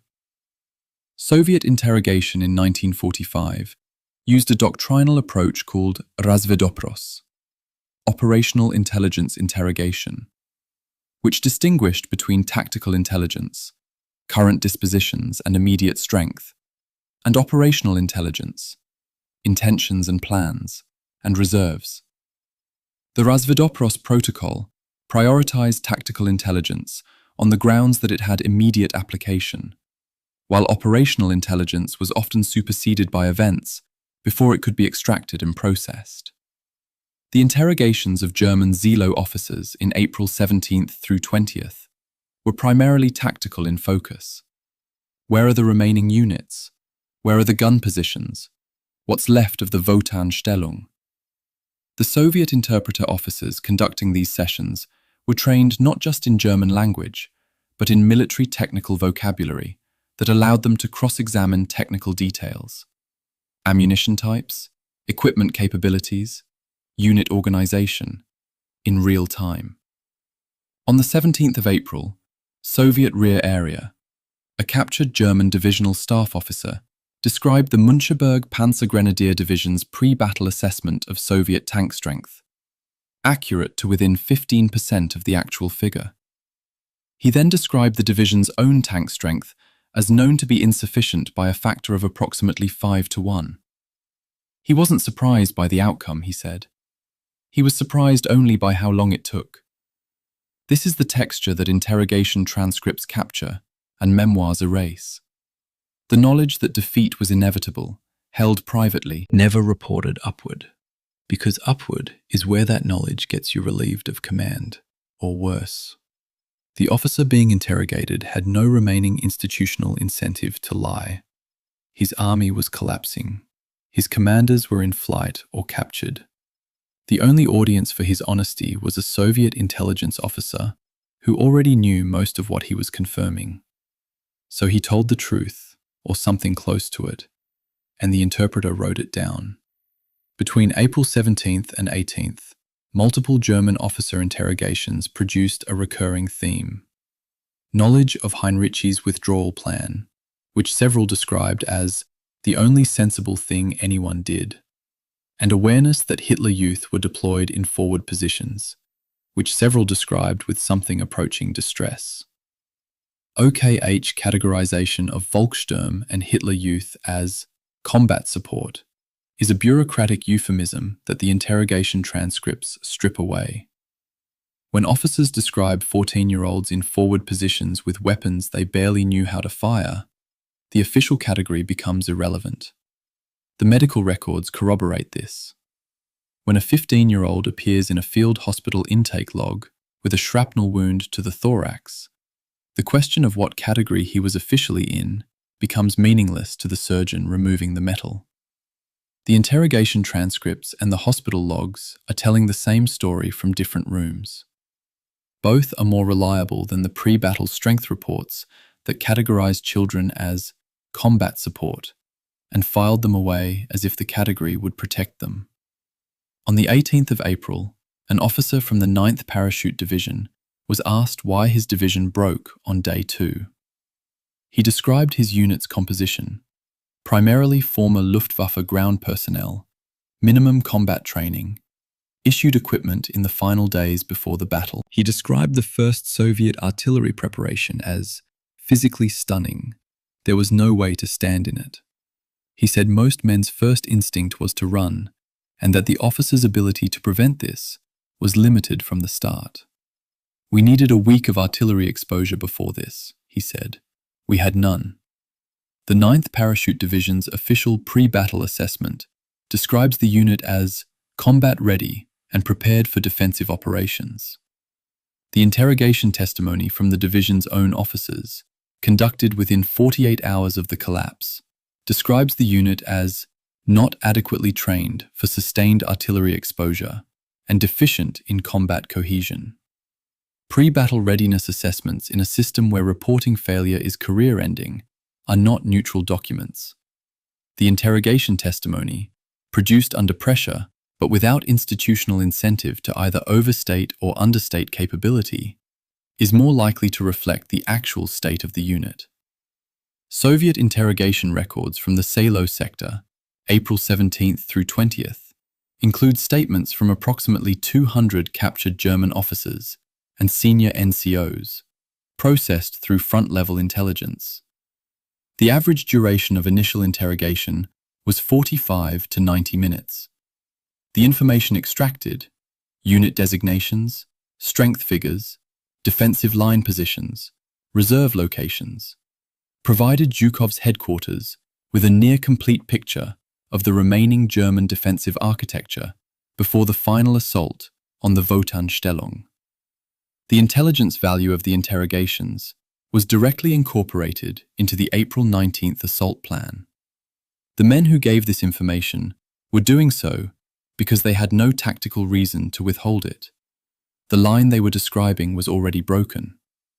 Doctrine and operational security mean nothing when the operation no longer exists. The interrogations didn't betray anything that wasn't already lost. They just formalized what the battlefield had already decided. What I find consistently surprising in these records is how candid the German officers were in the immediate hours after capture. The transcripts show men who had been carrying knowledge that the position was indefensible, that the soldiers were undertrained, that the equipment was insufficient, for days or weeks, and the interrogation room was apparently the first place they could say it without consequences. The consequences had already happened. Their army was collapsing.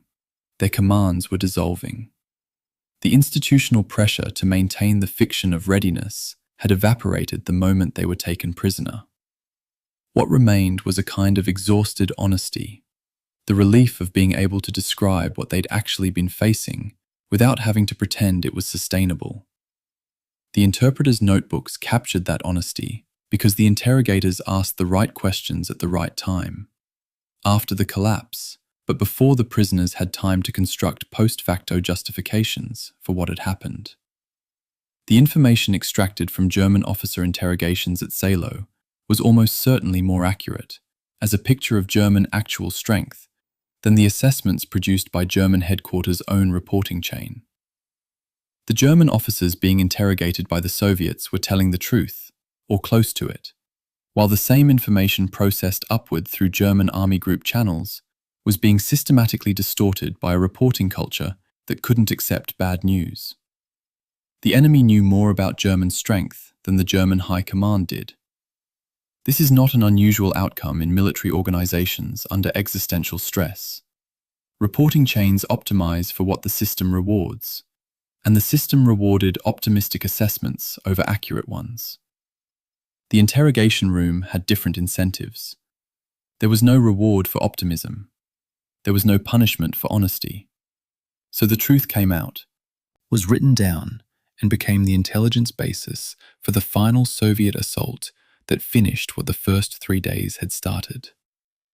After interrogation, the German officers were processed into the Soviet POW system. The notebooks were filed. Most of the officers whose statements appear in these fragments spent between 5 and 12 years in Soviet captivity. Some didn't return. The interpreter who wrote down, "We reported what was reported," What was reported was not what we knew. Probably had no idea that sentence would survive in archives for 80 years, becoming one of the most concise descriptions ever recorded of how military reporting systems fail under authoritarian pressure. The officer who said it spent the next decade in a labor camp. The sentence he spoke in a moment of exhausted honesty became a primary source document about the gap between institutional reality and institutional narrative. The interpreter's notebook did what it was designed to do. It recorded what was said. What it accidentally did was preserve a truth that no official German report would ever contain. That's the value of interrogation transcripts. Not that they're unbiased, they're not. But they're produced at the moment when the incentive to lie is at its lowest and the capacity for honesty is at its highest, because everything that could be lost has already been lost. The 1st Guards Tank Army's Operational War Diary for 19th April 1945, 1900 hours, reads like a logistics document trying very hard to sound like a victory. Advance elements have passed through the final defensive position of the Wotanstellung without significant engagement. Road surface, intact on Reichsstraße 1 axis. No enemy prepared positions forward of current location. Fuel state, 38% of operational loads. Rate of advance restricted to road columns pending resupply. Estimated arrival at Berlin outskirts, 21st April, morning, weather and fuel permitting. 38%. The army that had just fought through 4 days of the most intensive defensive engagement in Germany's history had just enough fuel to reach the city it had bled to approach. The margin wasn't comfortable. It was geological.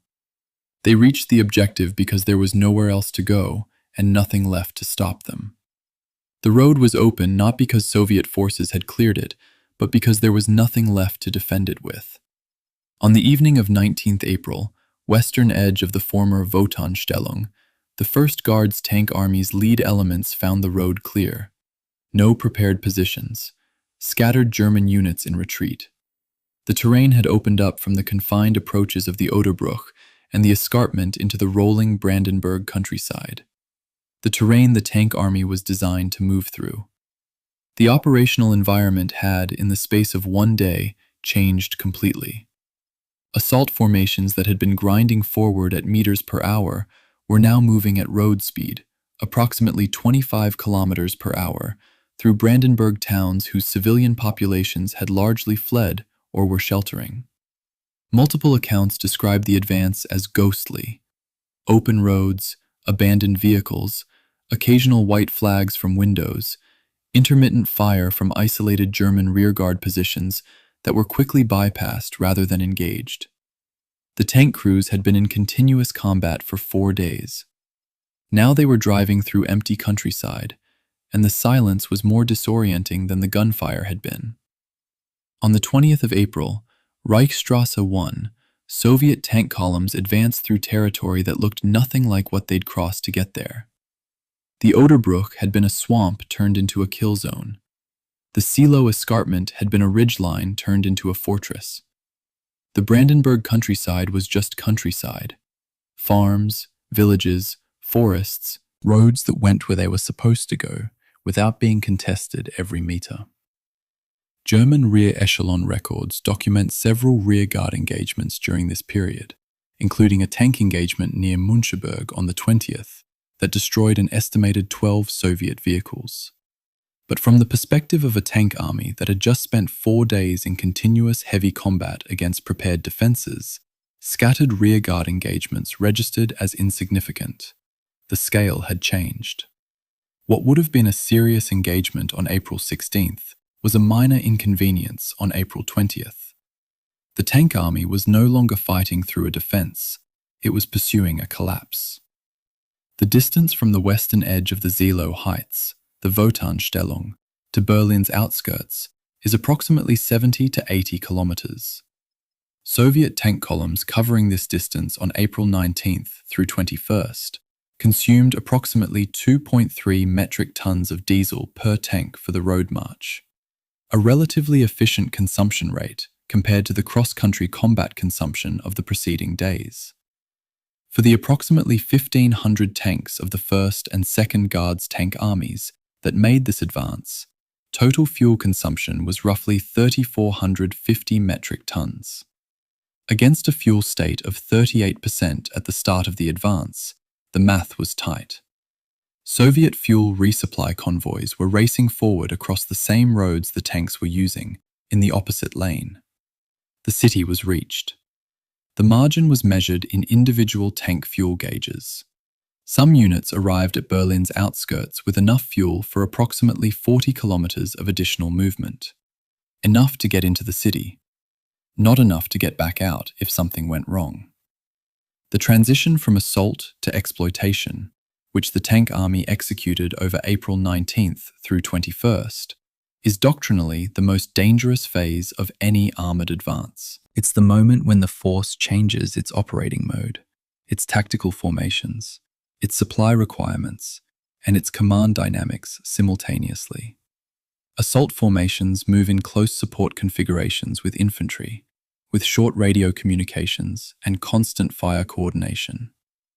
Exploitation formations move in column at road speed, with extended communications and minimal infantry contact. The 1st Guards tank army had been in assault mode for 4 days.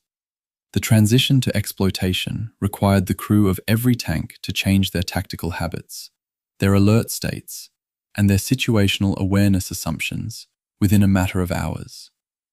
Mistakes in the transition, driving into an ambush at road speed that an assault formation would have probed first, were responsible for a portion of the rearguard vehicle losses recorded by German rear echelon units on April 20th.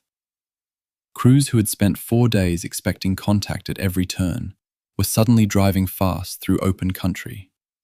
When contact came, they were moving too fast to react the way they'd been trained. On the 21st of April, Soviet forces reached Berlin's eastern outskirts. The first Soviet shells fell on the capital from artillery moving up behind the tank columns. The bombardment of Berlin began before the encirclement was complete, a decision driven partly by pressure to demonstrate progress to Stalin, and partly by the availability of artillery that had finally caught up with the advance.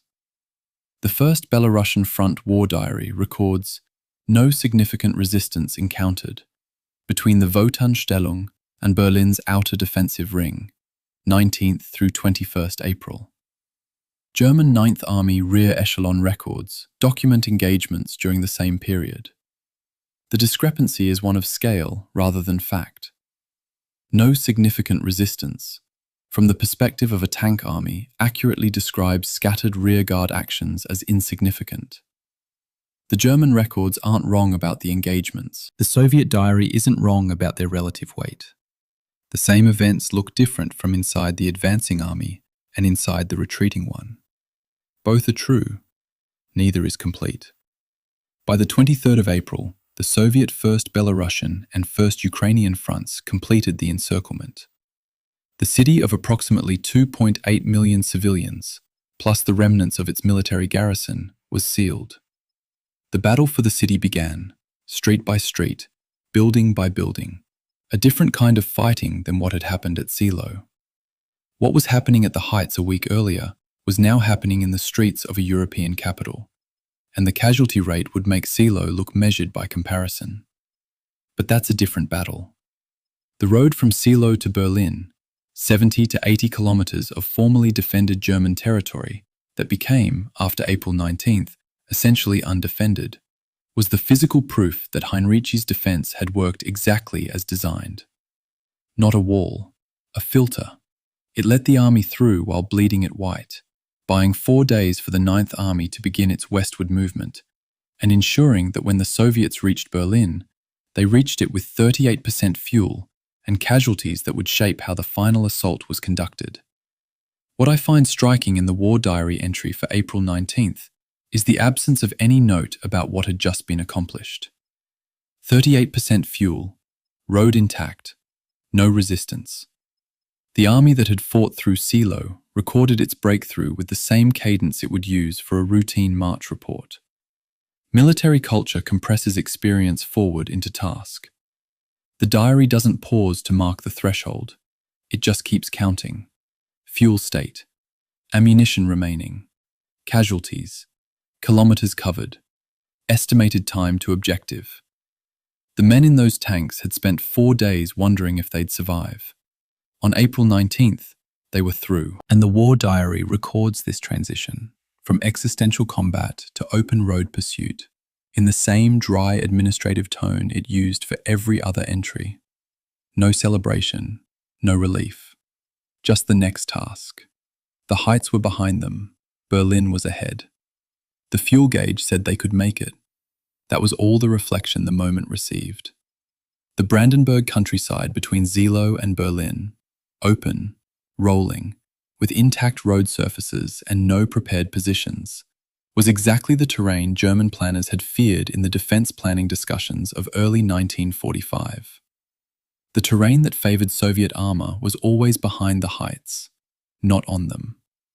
By concentrating the defense at Seelow, Heinrici preserved the one choke point that could delay the Soviets. But he had never claimed he could stop them from the open country behind it. His 4 days bought what 4 days could buy, no more. And when the line broke, it broke completely, because there was nothing behind the Wotanstellung except kilometers of undefended road. The Soviet tank armies that had spent 4 days moving 4 kilometers now moved 80 kilometers in 2 days. Not because they'd gotten better at fighting, because there was nothing left to fight. The ground had done its work. The men had done theirs. And the road to Berlin was open because everything that could have closed it was already dead or retreating or out of ammunition or fuel or time. The war diary recorded this as no significant resistance. History records it as the end of the last major German defensive position before the capital. Both descriptions are accurate. Neither captures what it felt like to be in a tank on that road, driving toward a city you'd bled to reach, knowing the hardest part was still ahead. Konev's post-war memoir, Notes of a Front Commander, published in 1972, contains a moment that illuminates Stalin's command method more clearly than any tactical analysis. During the planning conference in April, Stalin drew a line on the map with his finger, between my sector and Zhukov's, stopping short of Berlin by approximately 60 kilometers. He said nothing about it. Then he capped his pencil and looked at both of us. Neither of us spoke. We both understood. A finger drawn across a map. 2 marshals understanding. The city of Berlin, and however many thousands of lives it would cost to take it, hanging on that silence.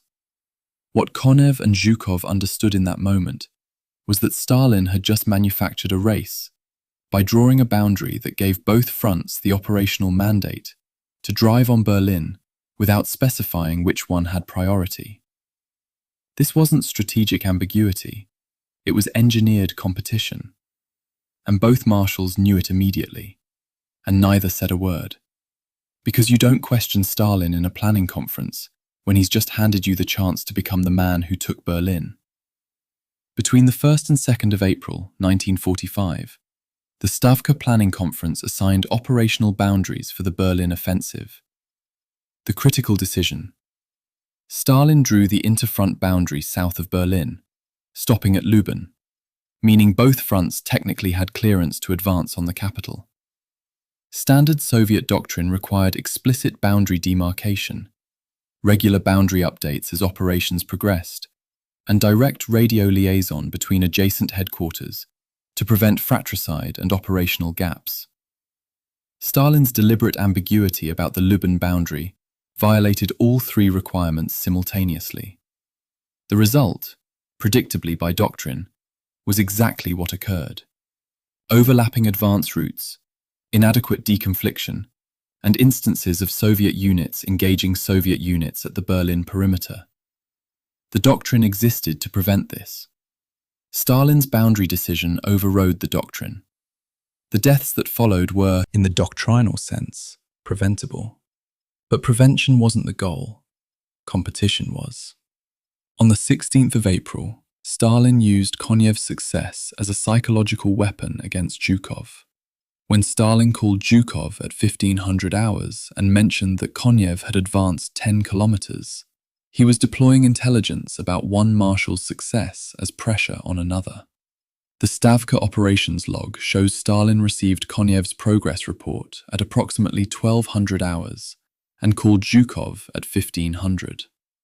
The 3-hour gap between receiving the information and deploying it is forensic evidence of deliberate manipulation rather than routine operational coordination. Stalin didn't call Zhukov when he learned about Konyev's advance. He waited. He calculated. Then he used the information at the moment when Zhukov's stall at Seelow was most visible and most humiliating. This is command as psychological operation, and it worked exactly as intended. 15 minutes after that call, Zhukov committed his tank reserves ahead of schedule. The decision that broke Soviet combined arms coherence and consumed fuel reserves prematurely was made not from tactical analysis, but from the terror of political failure. Between the 16th and 17th of April, Stalin authorized Konyev to redirect his tank armies north toward Berlin, a decision that required both marshals to compete for the city rather than coordinate on encirclement. The result was duplication of effort and an increase in interfront coordination friction that cost time and potentially lives.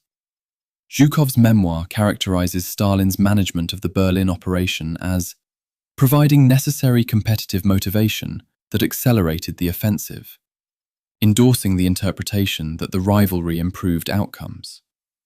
Konyev's memoir states that the manufactured interfront competition created unnecessary duplication and confusion in the final approach to Berlin, and that a coordinated envelopment without the competition would have achieved the same result with fewer casualties.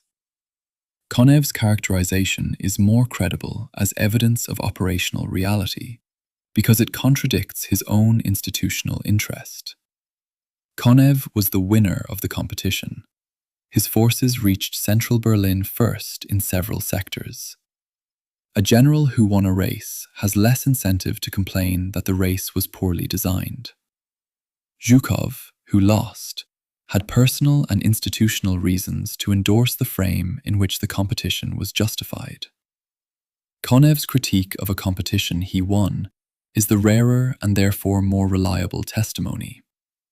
The manufactured competition between Zhukov and Konyev resulted in both fronts converging on Berlin from different directions without a clearly coordinated encirclement plan. Soviet units from different fronts engaged each other in friendly fire incidents at the Berlin perimeter, documented in Soviet unit records, referenced in multiple secondary accounts. The friendly fire casualties from interfront boundary confusion during the final encirclement of Berlin are not precisely documented, but are estimated in multiple accounts at several hundred killed. These deaths are the direct, measurable consequence of a competition that was manufactured rather than organic. The boundary problem at Berlin is a doctrinal category called boundary management, the coordination mechanism by which adjacent units operating in overlapping zones prevent fratricide and avoid operational gaps. Stalin's deliberate ambiguity about boundaries violated doctrine that existed specifically to prevent what happened. The violations were not accidents. They were features of a command system in which political control of generals took precedence over operational efficiency. Stalin's concern wasn't solely military efficiency. He was, by April 1945, already managing the post-war political landscape. Zhukov's enormous prestige, the hero of Moscow, Stalingrad, Kursk, the Vistula-Oder offensive, and now Berlin, was a political threat. Konyev's parallel prestige was a counterweight. By forcing them to compete for Berlin rather than cooperate, Stalin ensured that the victory belonged to the Red Army as a collective institution, which he commanded, rather than to a single general who might become politically independent. The manufactured competition was, in this reading, not military management. It was preemptive political containment. And it worked. Zhukov, despite taking Berlin, was politically marginalized within 2 years, removed from his command positions, and sidelined until after Stalin's death in 1953. The battle was the instrument. The competition was the mechanism. The political neutering of potential rivals was the goal. What I keep returning to is Konev's description of that planning conference moment. The finger on the map, the capped pencil, the silence. It's a small theatrical gesture that changed the operational architecture of the largest urban battle in history. Both marshals knew what it meant in the moment it happened. They understood they were being set against each other, and they accepted it. What does it mean that two of the most powerful military figures in the Soviet Union sat in a room with a man who was arranging for them to compete and said nothing? It means Stalin's authority was, at that moment, more real to them than their own professional judgment. That's the condition that produced everything that followed. The premature tank commitment at Seelow, the interfront coordination failures at Berlin, the friendly fire casualties from boundary confusion, the duplication of effort that consumed resources without increasing effectiveness. All of it flows from a moment when two generals watched a finger move across a map and understood they were being given permission to destroy each other's plans in pursuit of individual glory, and neither one said, "This is operationally unsound." Post-war, Soviet military review boards in the 1950s and 60s required both marshals to give accounts of the Berlin operation under political conditions that shifted after Stalin's death. The testimony that emerges is careful navigation of institutional truth-telling, both men saying enough to protect themselves, not enough to condemn the system that had ordered the competition in the first place. Konev's memoir, published in 1972, is the more candid of the two, willing to state explicitly that the competition created problems. Zhukov's memoir, published in 1969, defends the system while subtly critiquing individual decisions. Neither marshal could say openly what the evidence suggests, that Stalin's management of the Berlin offensive prioritized political control over military efficiency, that the competition cost lives without producing corresponding operational benefits, and that both of them understood this at the time, but were powerless to change it because the alternative to compliance was removal or worse. Stalin's threat to redirect Konev toward Berlin was, in military terms, mostly theater. Konev's axis of advance was significantly south of the direct Berlin approach. Redirecting his forces north would have required a 90-degree pivot of two tank armies in contact with the enemy, an operation that would take 24 to 48 hours under the best conditions. Stalin knew this. Zhukov, one of the most technically sophisticated commanders of the war, also knew it. And yet, the threat worked. The gap between what they both knew to be logistically impossible and what Zhukov responded to as an operational reality is the most revealing moment in the entire battle's command history. Zhukov didn't react to a military threat. He reacted to a political one. The threat wasn't that Konev would take Berlin faster. That was implausible given the geometry. The threat was that Stalin would allow Konev to try, and that Zhukov would be seen as the marshal who failed while his rival succeeded. The competition wasn't about who could take Berlin most efficiently. It was about who could avoid being the one who disappointed Stalin. That's not command, that's survival. And the men at Seelow and Berlin paid the price for their commanders' survival instincts. The Seelow Heights Memorial Museum oral history recording from 1993 contains a moment that compresses 80 years of memory into a single observation. The speaker is a former German Unteroffizier, age 71, who was 23 in 1945. Asked what he remembered most about the night of April 15th. The quiet, before the Russians fired. There was a period, 20 minutes, half an hour, where everything was quiet. You could hear the odor moving. It was cold.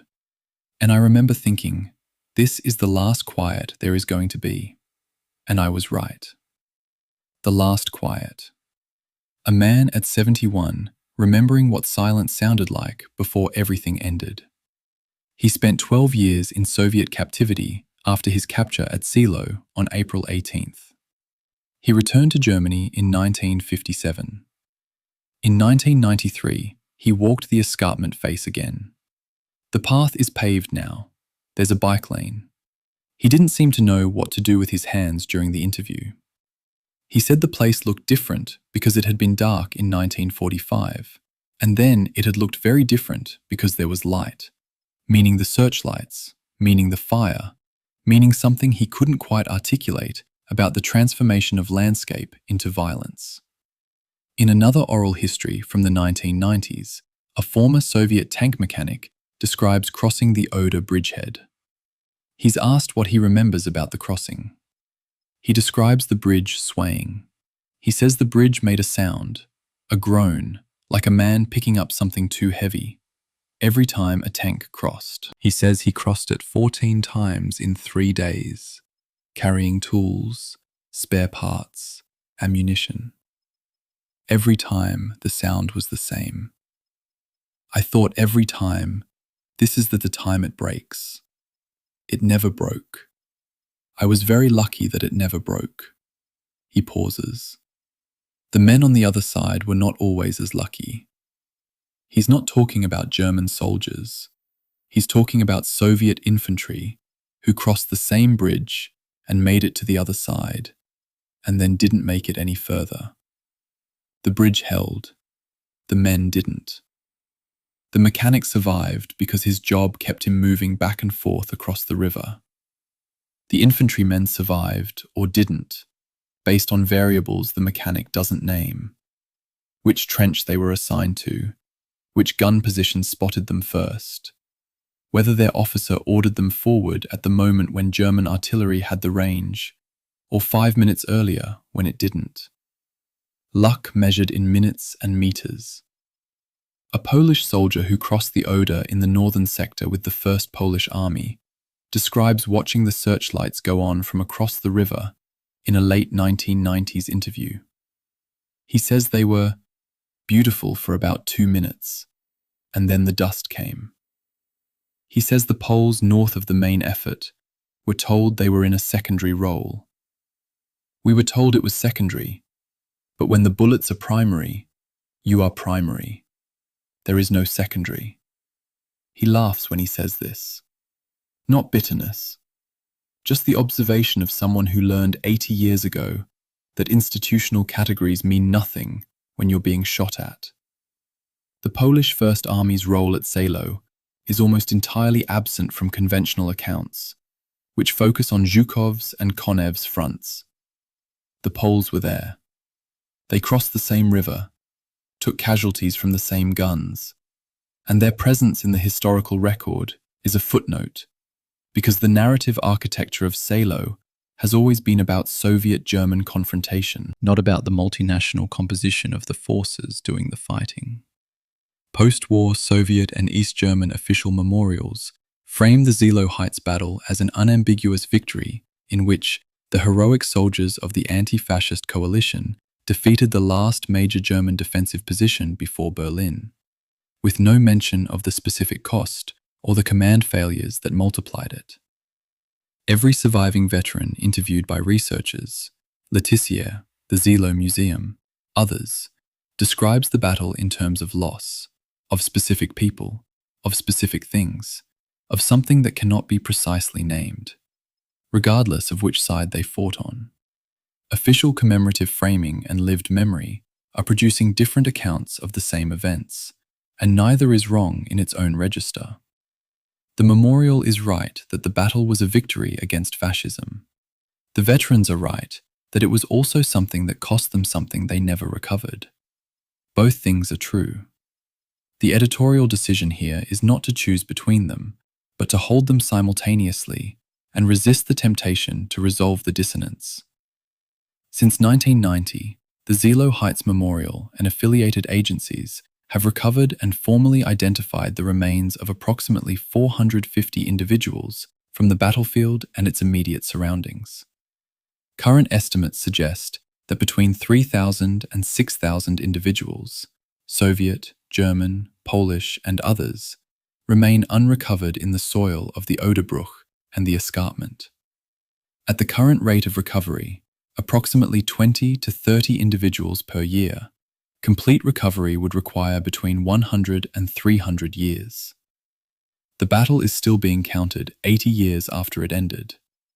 Modern forensic archaeology uses DNA analysis, isotope ratio analysis, which can identify geographic origin by matching mineral signatures in bone to regional geology, and dental record comparison to identify recovered remains. For Soviet-era remains, the central challenge is the near-total destruction of individual service records in many unit archives during the chaos of 1944 to 45. Even if remains are DNA identified, there may be no family reference sample to match against, and no service record to confirm identity.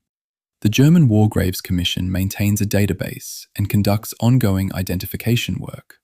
The Russian equivalent organization is significantly under-resourced, reflecting a persistent gap in how the two nations have institutionalized their accounting of the dead. The village of Seelow, the settlement from which the Heights take their name, was destroyed in the battle, rebuilt in the East German period, and is today a small Brandenburg town of approximately 5,000 people. Its name is one of the most significant place names in the final chapter of the Second World War in Europe. Most of its residents, surveyed in a 2017 journalistic piece, reported that they'd heard of the battle but knew relatively few specific facts about it. The place where one of the costliest four-day engagements in military history occurred has largely resumed the ordinary life of a small German town. The mountain of evidence, the documents, the bones, the dispute about the casualty count, exists in archives and research libraries and museum storage rooms. The town exists in the present. These two things coexist without obvious friction, which is perhaps the quietest and most unsettling revelation this entire story contains. History doesn't announce itself in the landscape. You can walk the ridge and see farmland. You can ride a bike along the path and have no idea you're crossing a wreckage field. The ground knows. The visitors mostly don't. Present day, Seelow Heights Memorial. The monument stands on the ridge. The Soviet T-34 on its plinth, not the tank that fought here, but a tank representing the ones that did, looks east, across the Oderbruch, toward a river 15 kilometers away. On clear days, you can see the lowlands where 30,000 Soviet soldiers died in 4 days, or 6,000, or somewhere between. The number is still disputed. The ground where they died is not. The memorial was built to tell a story about victory. What it actually marks is a place where the arithmetic of attrition produced an outcome that both sides claimed, and neither side wanted to pay for. The Soviets won. The cost made the victory something other than triumphant. The Germans lost. The defense achieved its purpose, buying time, even as it failed its stated objective of holding the line. Both narratives are true. The memorial presents one. The ground holds both. What I've spent the better part of this research living with is the primary documents of an event that lasted 4 days and produced a number of dead we cannot agree on to within a factor of 5. What I'm left with, returning repeatedly to these oral histories, is not a cleaner understanding of what happened. It's a deeper appreciation of why the number cannot be agreed upon. Every system that produced the dead also produced the document that counted them. Every system that produced the document was also the system that had reasons to produce a specific count rather than a true one. Soviet military culture underreported casualties because over-reporting suggested command failure. German records in the final weeks of the war were fragmentary because the administrative system was collapsing. Western historians cross-reference German kill claims, which are systematically inflated, against Soviet medical records, which are systematically suppressed, and produce estimates that land somewhere in the middle, without any certainty that the middle is more accurate than either extreme. The honest number is unknown. The honest acknowledgement of that is the last thing this accounting can offer. In 2026, the Seelow Heights Memorial sits 70 kilometers from the Polish border and approximately 80 kilometers from the current line of NATO's eastern flank reinforcement planning. The ground where 1 million Soviet soldiers crossed a river to assault a ridge in 1945 is today covered by NATO logistics infrastructure, supply routes, and the planning maps of a defensive alliance that came into being partly as a consequence of what happened here. The lesson the terrain offers, that every gateway can be held longer than expected, that every assault costs more than the plan assumes, that the official count of the dead is almost always wrong, is a lesson the armies now training in this landscape would do well to carry. The Heights remember. Whether the armies remember is a different question. The clay of the escarpment, 48 meters, 30-degree face, soil-bearing capacity that defeated Soviet armor before a shot was fired, has not changed. That is what endures. The narratives change. The institutions that produce the narratives change. The numbers change depending on which archive you trust. But the ground is still there, holding what was put into it, waiting for the next survey team with a magnetometer to ask what it knows. And what it knows, when you listen carefully, is that the battle everyone thought would take 1 day took 4, that the casualties everyone reported were lower than the casualties that actually occurred, and that the victory everyone claimed came at a cost nobody wanted to total honestly. The Heights remember. The rest is argument.